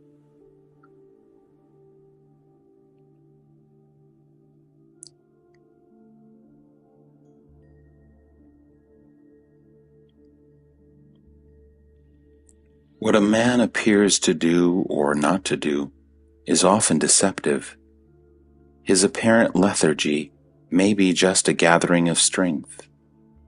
The causes of our behavior are very subtle. One must not be quick to condemn, not even to praise. Remember that yoga is the work of the inner self on the outer self. All that the outer does is merely in response to the inner.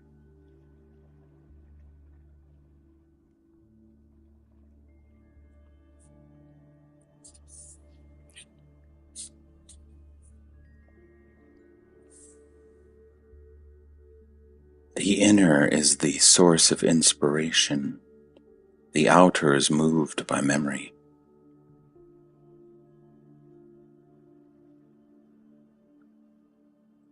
The mistake of students consists in their imagining the inner to be something to get hold of, and forgetting that all perceivables are transient and therefore unreal. Only that which makes perception possible, call it life, or Brahman, or what you like, is real.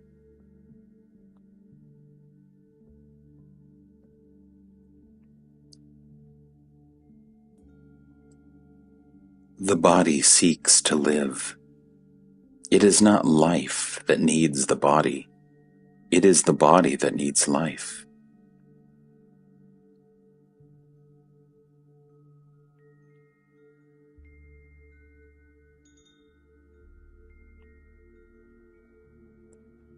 Life is love, and love is life. What keeps the body together but love? What is desire but love of the self? What is fear but the urge to protect? And what is knowledge but the love of truth? The means and forms may be wrong, but the motive behind is always love. Love of the me and the mine.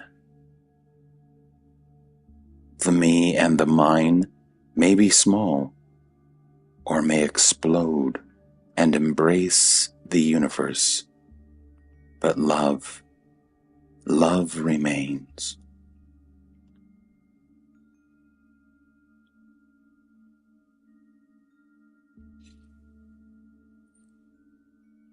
Steady faith is stronger than destiny.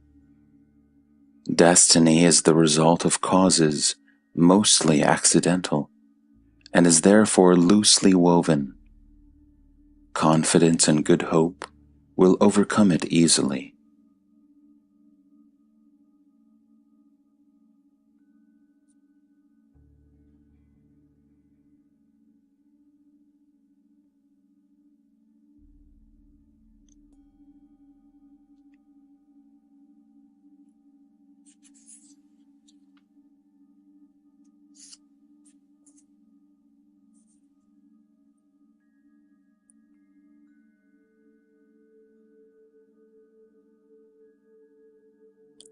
The Guru, the Jnani, thinks, feels, and acts integrally and in unity with all that lives. He may not even know the theory and practice of self-realization, and be born and bred free of religious and metaphysical notions, but there will not be the least flaw in his understanding and compassion.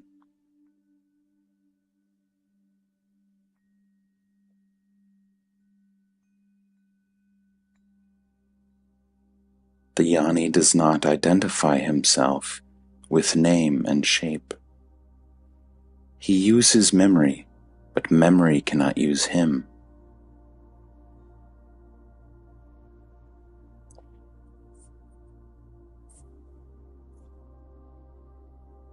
All desire is born from memory and is within the realm of consciousness.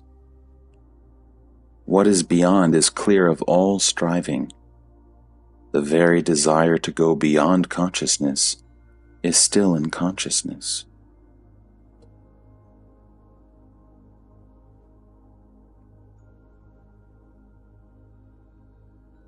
Even pure awareness is a form of consciousness.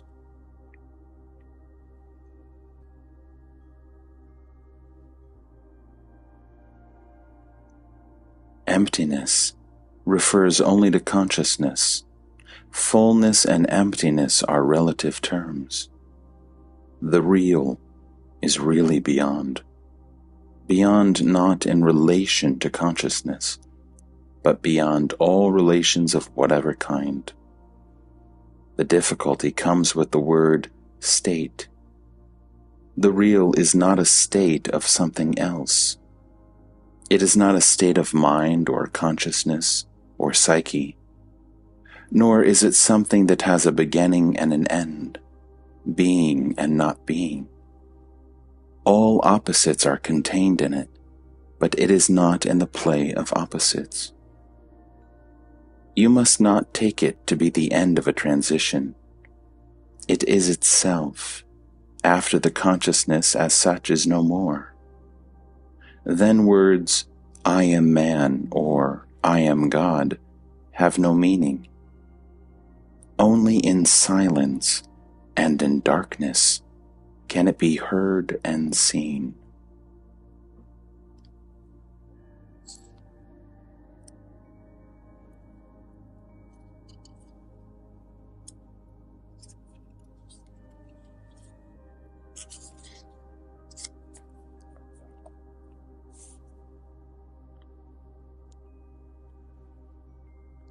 Your world is transient, changeful. My world is perfect, changeless. You can tell me what you like about your world.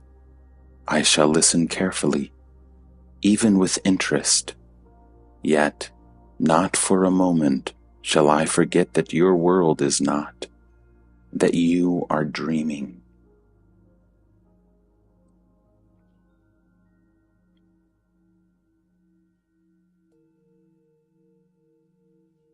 My world has no characteristics by which it can be identified.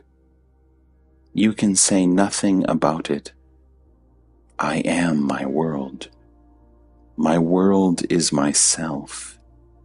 It is complete and perfect. Every impression is erased, every experience rejected. I need nothing, not even myself. For myself I cannot lose.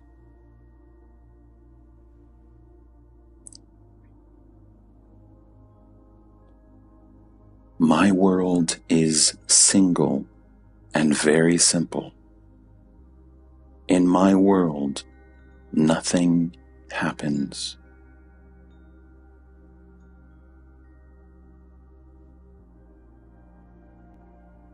Mine is a non-verbal world. My world is real, while yours is made of dreams.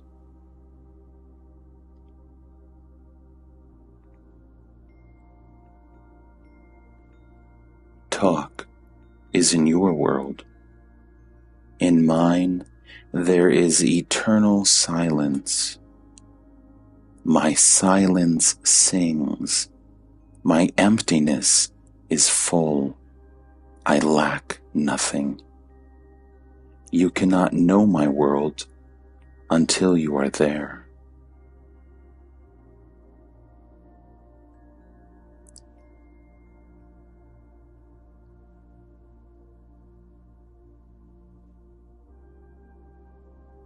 I am alone, for I am all.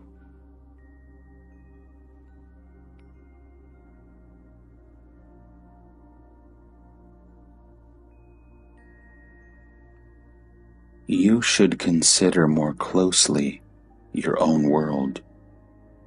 Examine it critically, and suddenly, one day you will find yourself in mine. What do we gain by it? You gain nothing. You leave behind what is not your own, and find what you have never lost, your own being.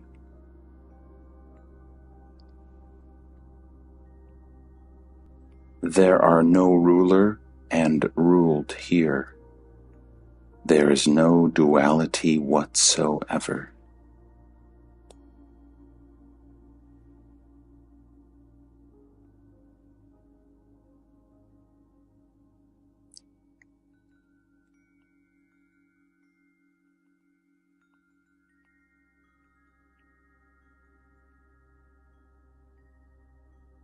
Still, you have a name and shape, display consciousness and activity. In your world, I appear so. In mine, I have being only, nothing else. You people are rich with your ideas of possession, of quantity and quality. I am completely without ideas.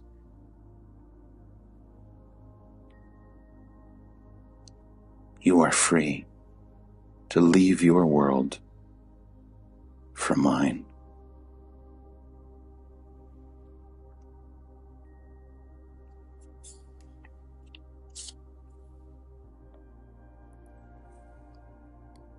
How? See your world as it is, not as you imagine it to be. Discrimination will lead to detachment. Detachment will ensure right action. Right action will build the inner bridge to your real being. Action is a proof of earnestness. Do what you are told, diligently and faithfully, and all obstacles will dissolve.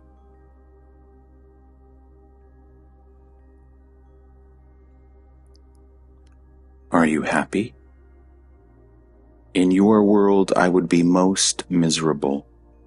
To wake up, to eat, to talk, to sleep again. What a bother. So you do not want to live even. To live, to die. What meaningless words are these? When you see me alive, I am dead. When you think me dead, I am alive.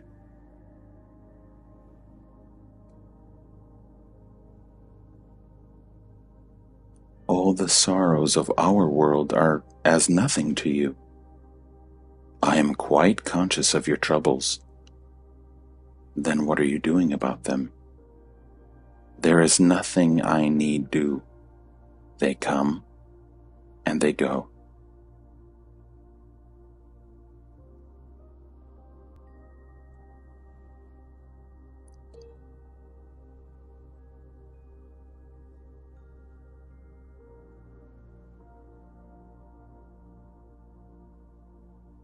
My world is real. Yours is of the mind.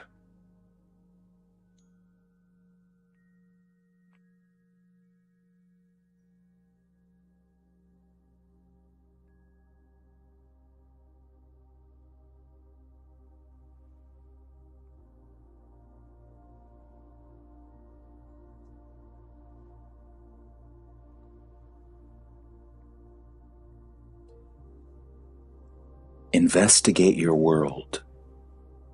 Apply your mind to it. Examine it critically. Scrutinize every idea about it. That will do.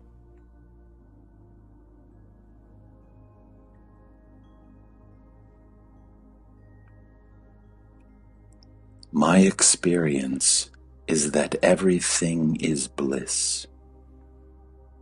But the desire for bliss creates pain. Thus, bliss becomes the seed of pain. The entire universe of pain is born of desire. Give up the desire for pleasure, and you will not even know what pain is.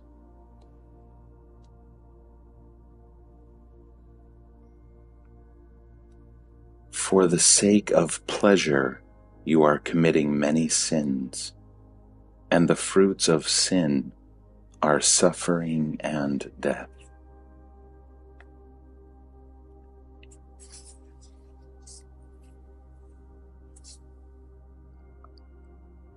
If the world is false, then God's plan and God are also false.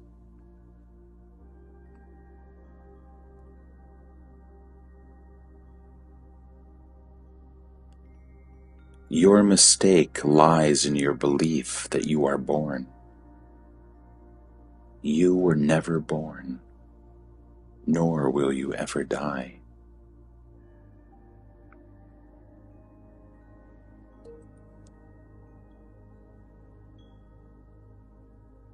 Salvation is to see things as they are.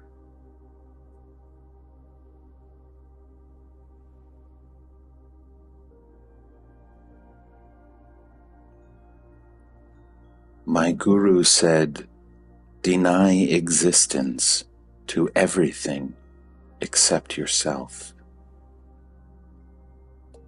Through desire you have created the world with its pains and pleasures.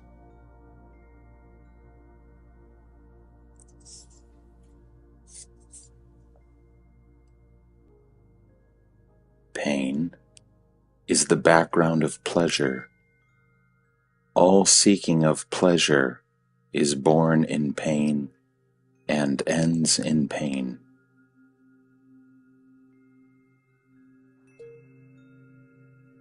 It is the mind that is dull or restless, not you. Look, all kinds of things happen in this room. Do I cause them to happen? They just happen. So it is with you. The role of destiny unfolds itself and actualizes the inevitable. You cannot change the course of events, but you can change your attitude. And what really matters is the attitude and not the bare event.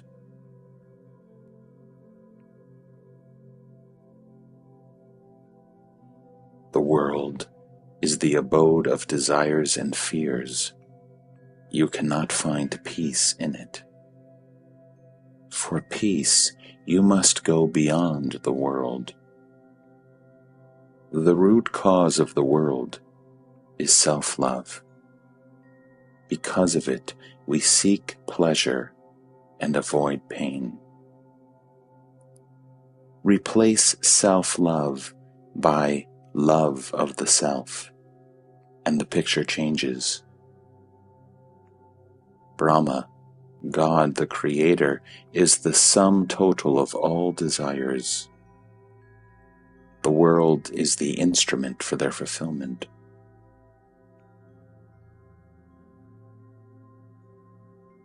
Souls take whatever pleasure they desire and pay for them in tears.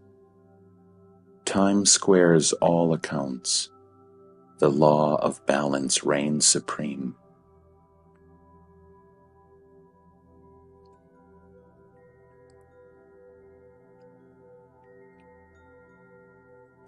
A day will come when you have amassed enough and must begin to build.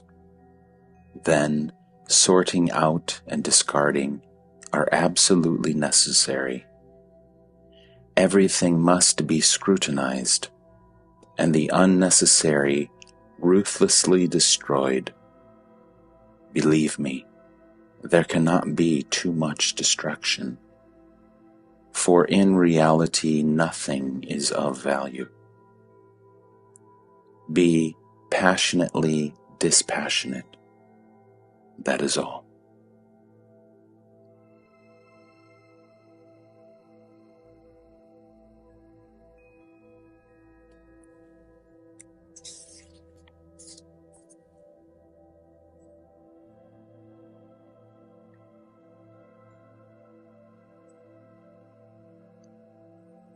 My stand I take where nothing is. Words do not reach there, nor thoughts. To the mind it is all darkness and silence. Then consciousness begins to stir and wakes up the mind, which projects the world, built of memory and imagination.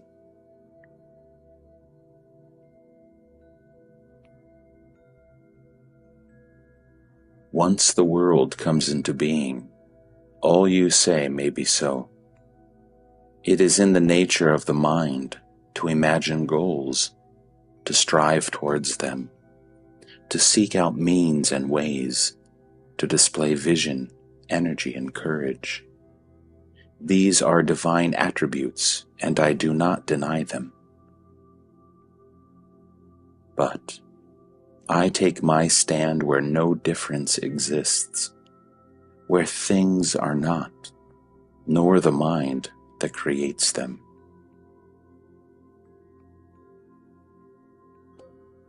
There, I am at home. Whatever happens does not affect me. Things act on things, that is all.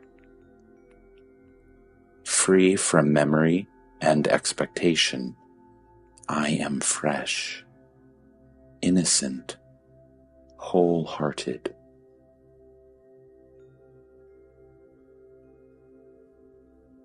Mind is the great worker, and it needs rest. Needing nothing, I am unafraid. Whom to be afraid of? There is no separation. We are not separate selves. There is only one self, the absolute supreme reality, in which the personal and the impersonal are one.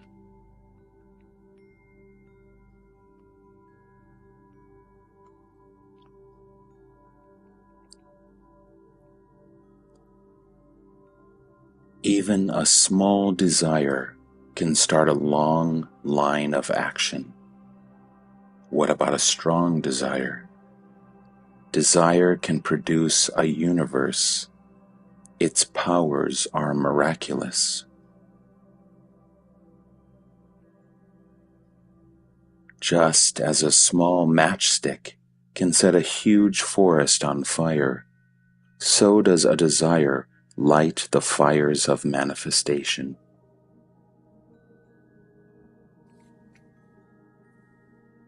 The very purpose of creation is the fulfillment of desire. The desire may be noble or ignoble. Space is very neutral. One can fill it with what one likes. You must be very careful as to what you desire.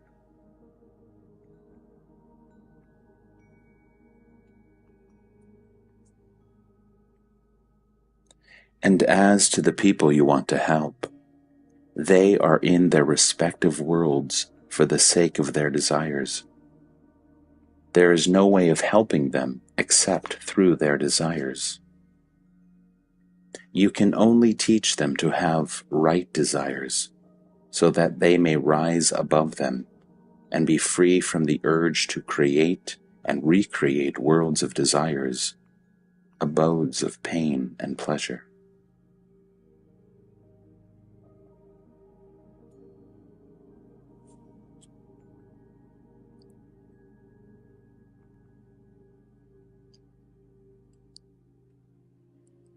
Just as a sleeping man forgets all and wakes up for another day, or he dies and emerges into another life, so do the worlds of desire and fear dissolve and disappear.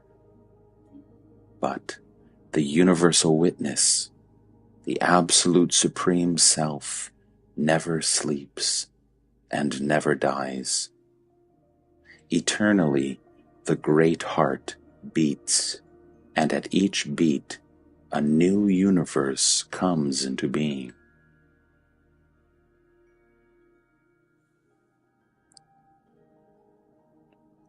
He is beyond all that the mind conceives. He is beyond being and not being. He is the yes and no to everything, beyond and within, creating and destroying, unimaginably real.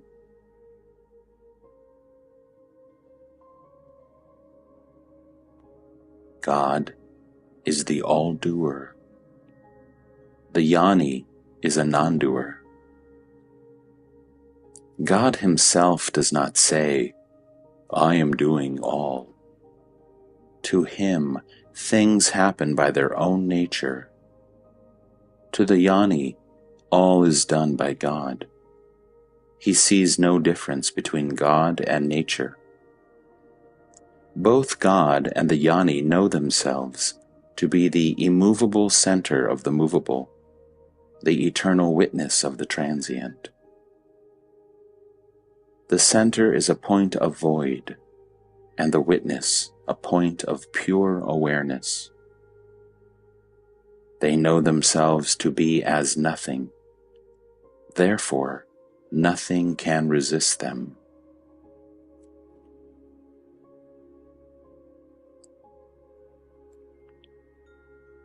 Being nothing, I am all.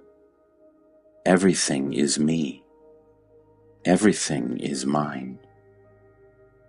Just as my body moves by my mere thinking of the movement, so do things happen as I think of them.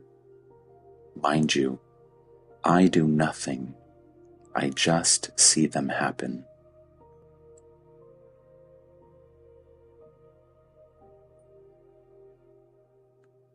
I accept and am accepted.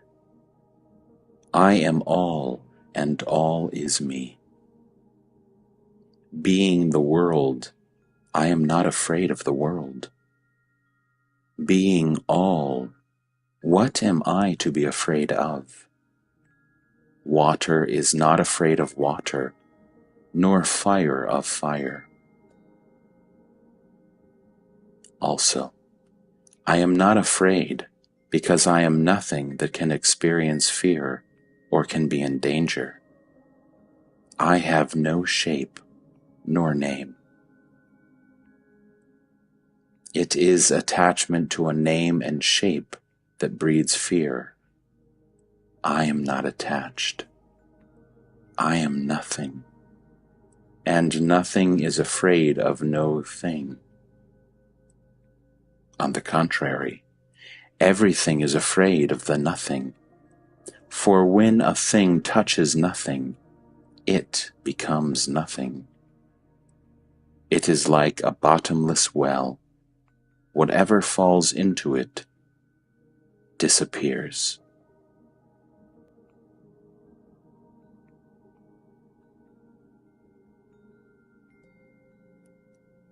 Is God a person? As long as you think yourself to be a person, He too is a person.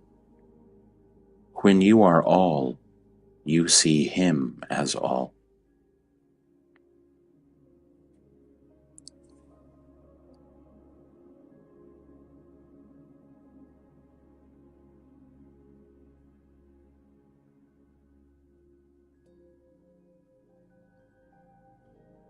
Can I change facts by changing attitude? The attitude is the fact. Take anger. I may be furious, pacing up and down the room. At the same time, I know what I am, a center of wisdom and love, an atom of pure existence. All subsides, and the mind merges into silence.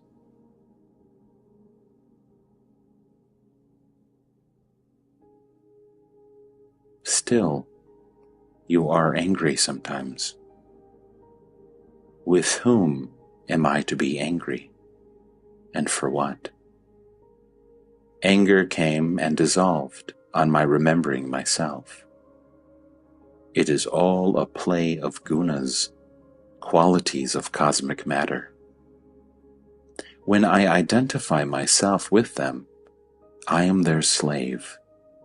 When I stand apart, I am their master.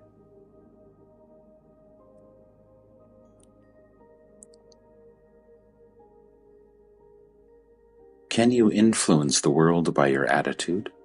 By separating yourself from the world, you lose all hope of helping it. How can it be? All is myself. Can't I help myself? I do not identify myself with anybody in particular, for I am all, both the particular and the universal. Can you then help me, the particular person? But I do help you always from within. Myself and yourself are one. I know it, but you do not. That is all the difference, and it cannot last.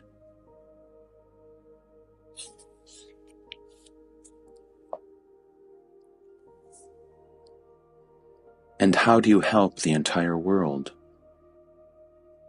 Mahatma Gandhi is dead, yet his mind pervades the earth. The thought of a Jnani pervades humanity and works ceaselessly for good. Being anonymous, coming from within, it is the more powerful and compelling. That is how the world improves, the inner aiding and blessing the outer. When a Jnani dies, he is no more, in the same sense in which a river is no more when it merges into the sea. The name, the shape are no more, but the water remains and becomes one with the ocean. When a Jnani joins the universal mind, all his goodness and wisdom become the heritage of humanity and uplift every human being.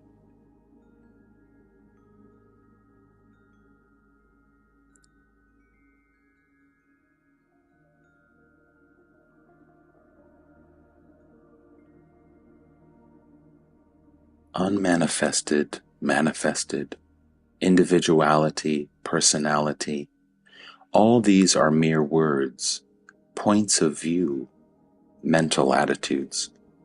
There is no reality in them. The real is experienced in silence.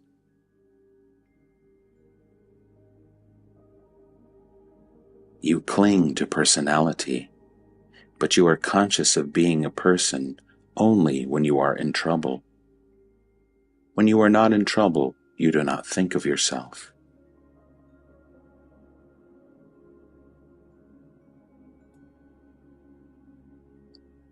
You did not tell me the uses of the unmanifested. Surely, you must sleep in order to wake up. You must die in order to live. You must melt down to shape anew. You must destroy to build, annihilate before creation. The Supreme is the universal solvent. It corrodes every container. It burns through every obstacle. Without the absolute denial of everything, the tyranny of things would be absolute. The Supreme is the great harmonizer, the guarantee of the ultimate and perfect balance of life in freedom.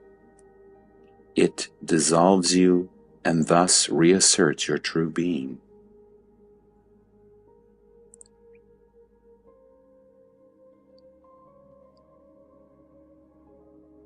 The daily life is a life of action. Whether you like it or not, you must function. Whatever you do for your own sake accumulates and becomes explosive. One day it goes off and plays havoc with you and your world. When you deceive yourself that you work for the good of all, it makes matters worse. For you should not be guided by your own ideas of what is good for others. A man who claims to know what is good for others is dangerous.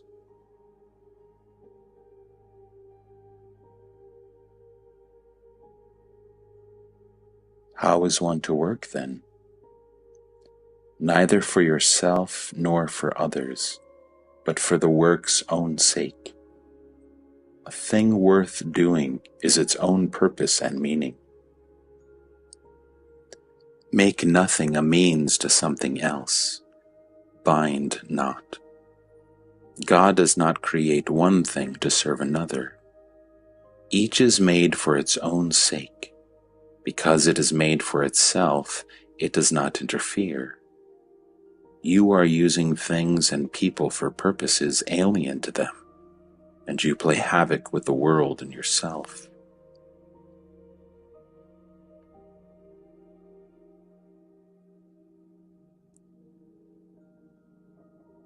You are always the supreme,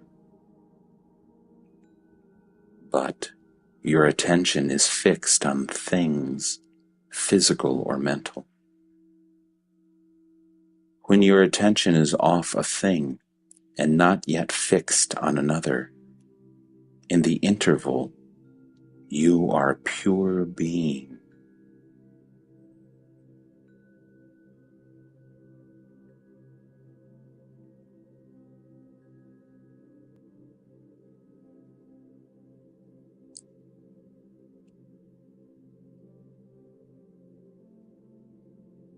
How does one bring to an end this sense of separateness?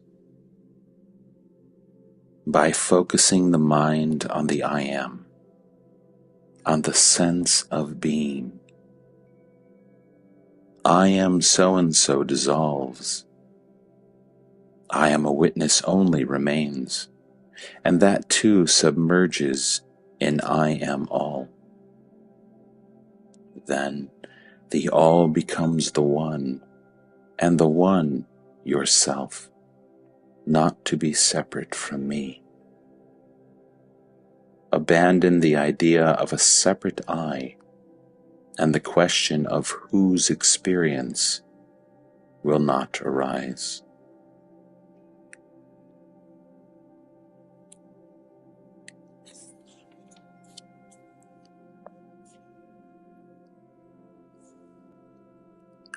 You speak of my experience as different from your experience because you believe we are separate, but we are not. On a deeper level, my experience is your experience. Dive deep within yourself, and you will find it easily and simply. Go in the direction of I am.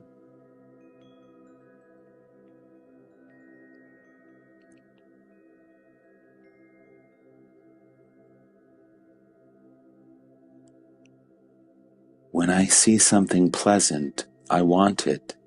Who exactly wants it? The self or the mind? The question is wrongly put. There is no who. There is desire, fear, anger, and the mind says, this is me, this is mine. There is no thing which could be called me or mine. Desire is a state of the mind, perceived and named by the mind. Without the mind perceiving and naming, where is desire?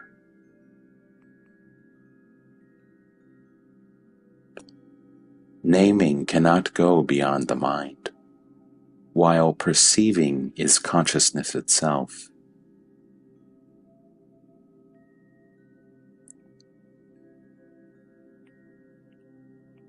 When somebody dies, what exactly happens? Nothing happens. Something becomes nothing. Nothing was. Nothing remains.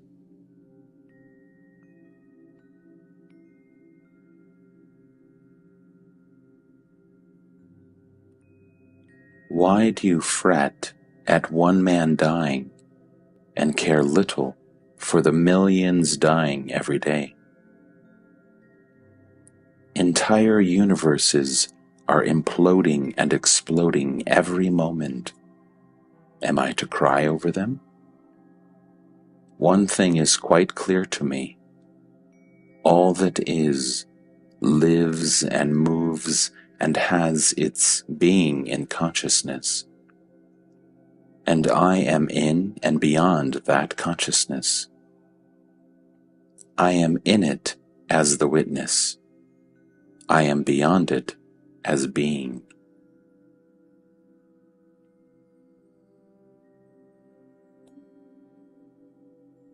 Surely you care when your child is ill, don't you? I don't get flustered. I just do the needful. I do not worry about the future. A right response to every situation is in my nature. I do not stop to think what to do. I act and move on. Results do not affect me. I do not even care whether they are good or bad. Whatever they are, they are. If they come back to me, I deal with them afresh. Or rather, I happen to deal with them afresh. There is no sense of purpose in my doing anything. Things happen as they happen, not because I make them happen, but it is because I am that they happen. In reality, nothing ever happens.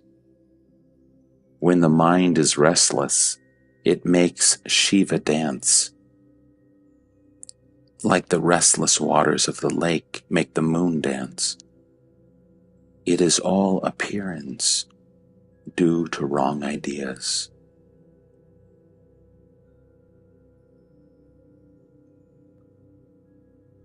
Just as the taste of salt pervades the great ocean, and every single drop of seawater carries the same flavor, so every experience gives me the touch of reality, the ever-fresh realization of my own being.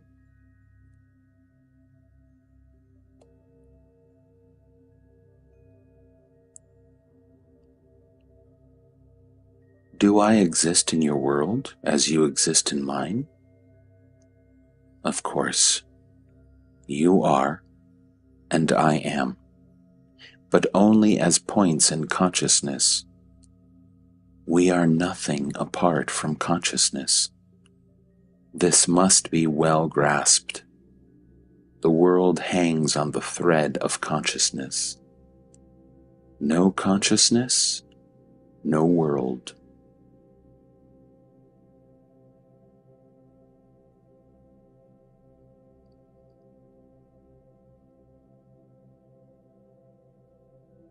There are many points in consciousness. Are there as many worlds? Take dream for an example. In a hospital, there may be many patients, all sleeping, all dreaming, each dreaming his own private, personal dream, unrelated, unaffected, having one single factor in common: illness. Similarly, we have divorced ourselves in our imagination from the real world of common experience and enclosed ourselves in a cloud of personal desires and fears, images and thoughts, ideas and concepts. All the dreams are superimposed over a common world. To some extent, they shape and influence each other. The basic unity operates in spite of all. At the root of it all lies self-forgetfulness, not knowing who I am. Cling to one thing that matters. Hold on to I am and let go all else. This is sadhana, spiritual practice. In realization, there is nothing to hold on to and nothing to forget. Everything is known, nothing is remembered.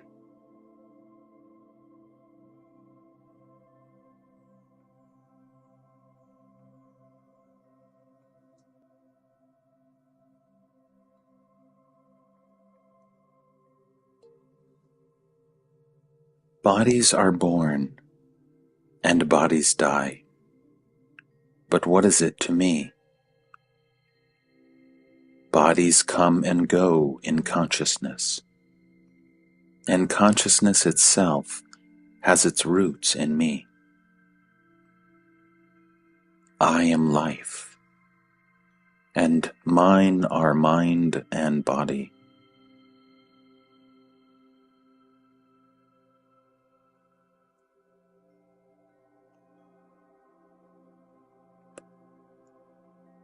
Reality can neither be proved nor disproved.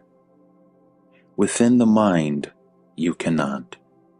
Beyond the mind, you need not. In the real, the question, what is real, does not arise. The manifested and unmanifested are not different.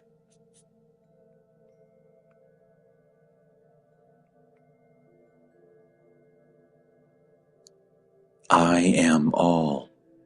As myself, all is real. Apart from me, nothing is real.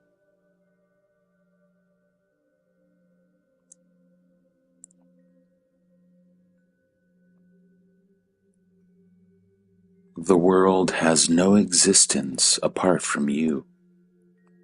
At every moment, it is but a reflection of yourself. You create it, you destroy it.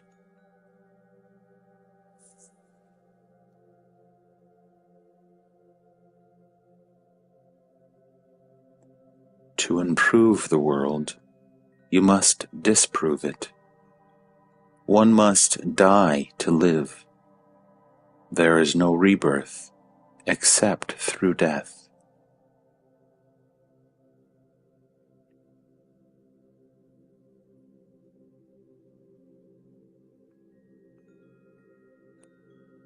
Your personal universe does not exist by itself.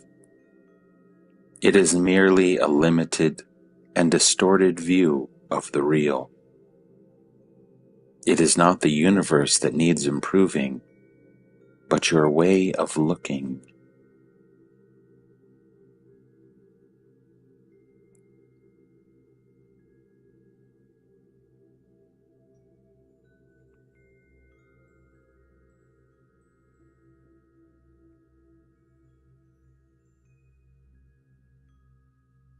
The universe is a stage on which a world drama is being played.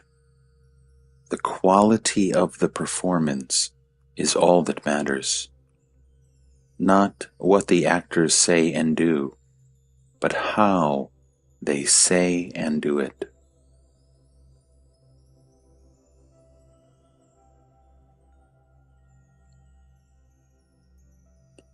You take it too seriously. What is wrong with play? You have a purpose only as long as you are not complete. Till then, completeness, perfection is the purpose. But when you are complete in yourself, fully integrated within and without, then you enjoy the universe. You do not labor at it.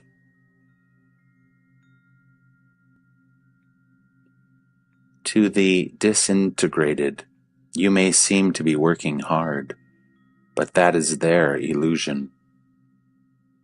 Athletes seem to make tremendous efforts, yet their sole motive is to play and display.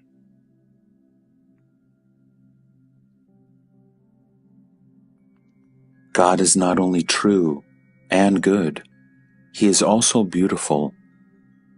He creates beauty for the joy of it.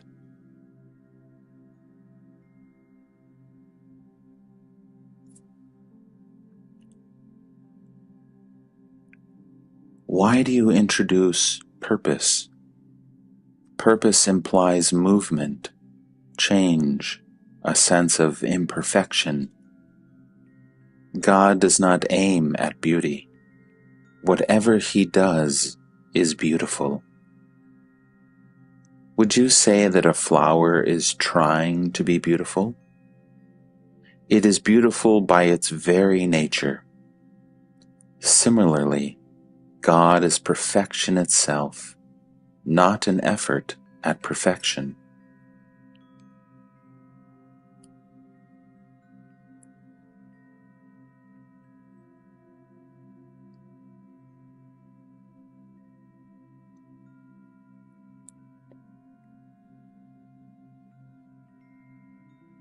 Be fully aware of your own being, and you will be in bliss consciously. Because you take your mind off yourself and make it dwell on what you are not, you lose your sense of well-being, of being well.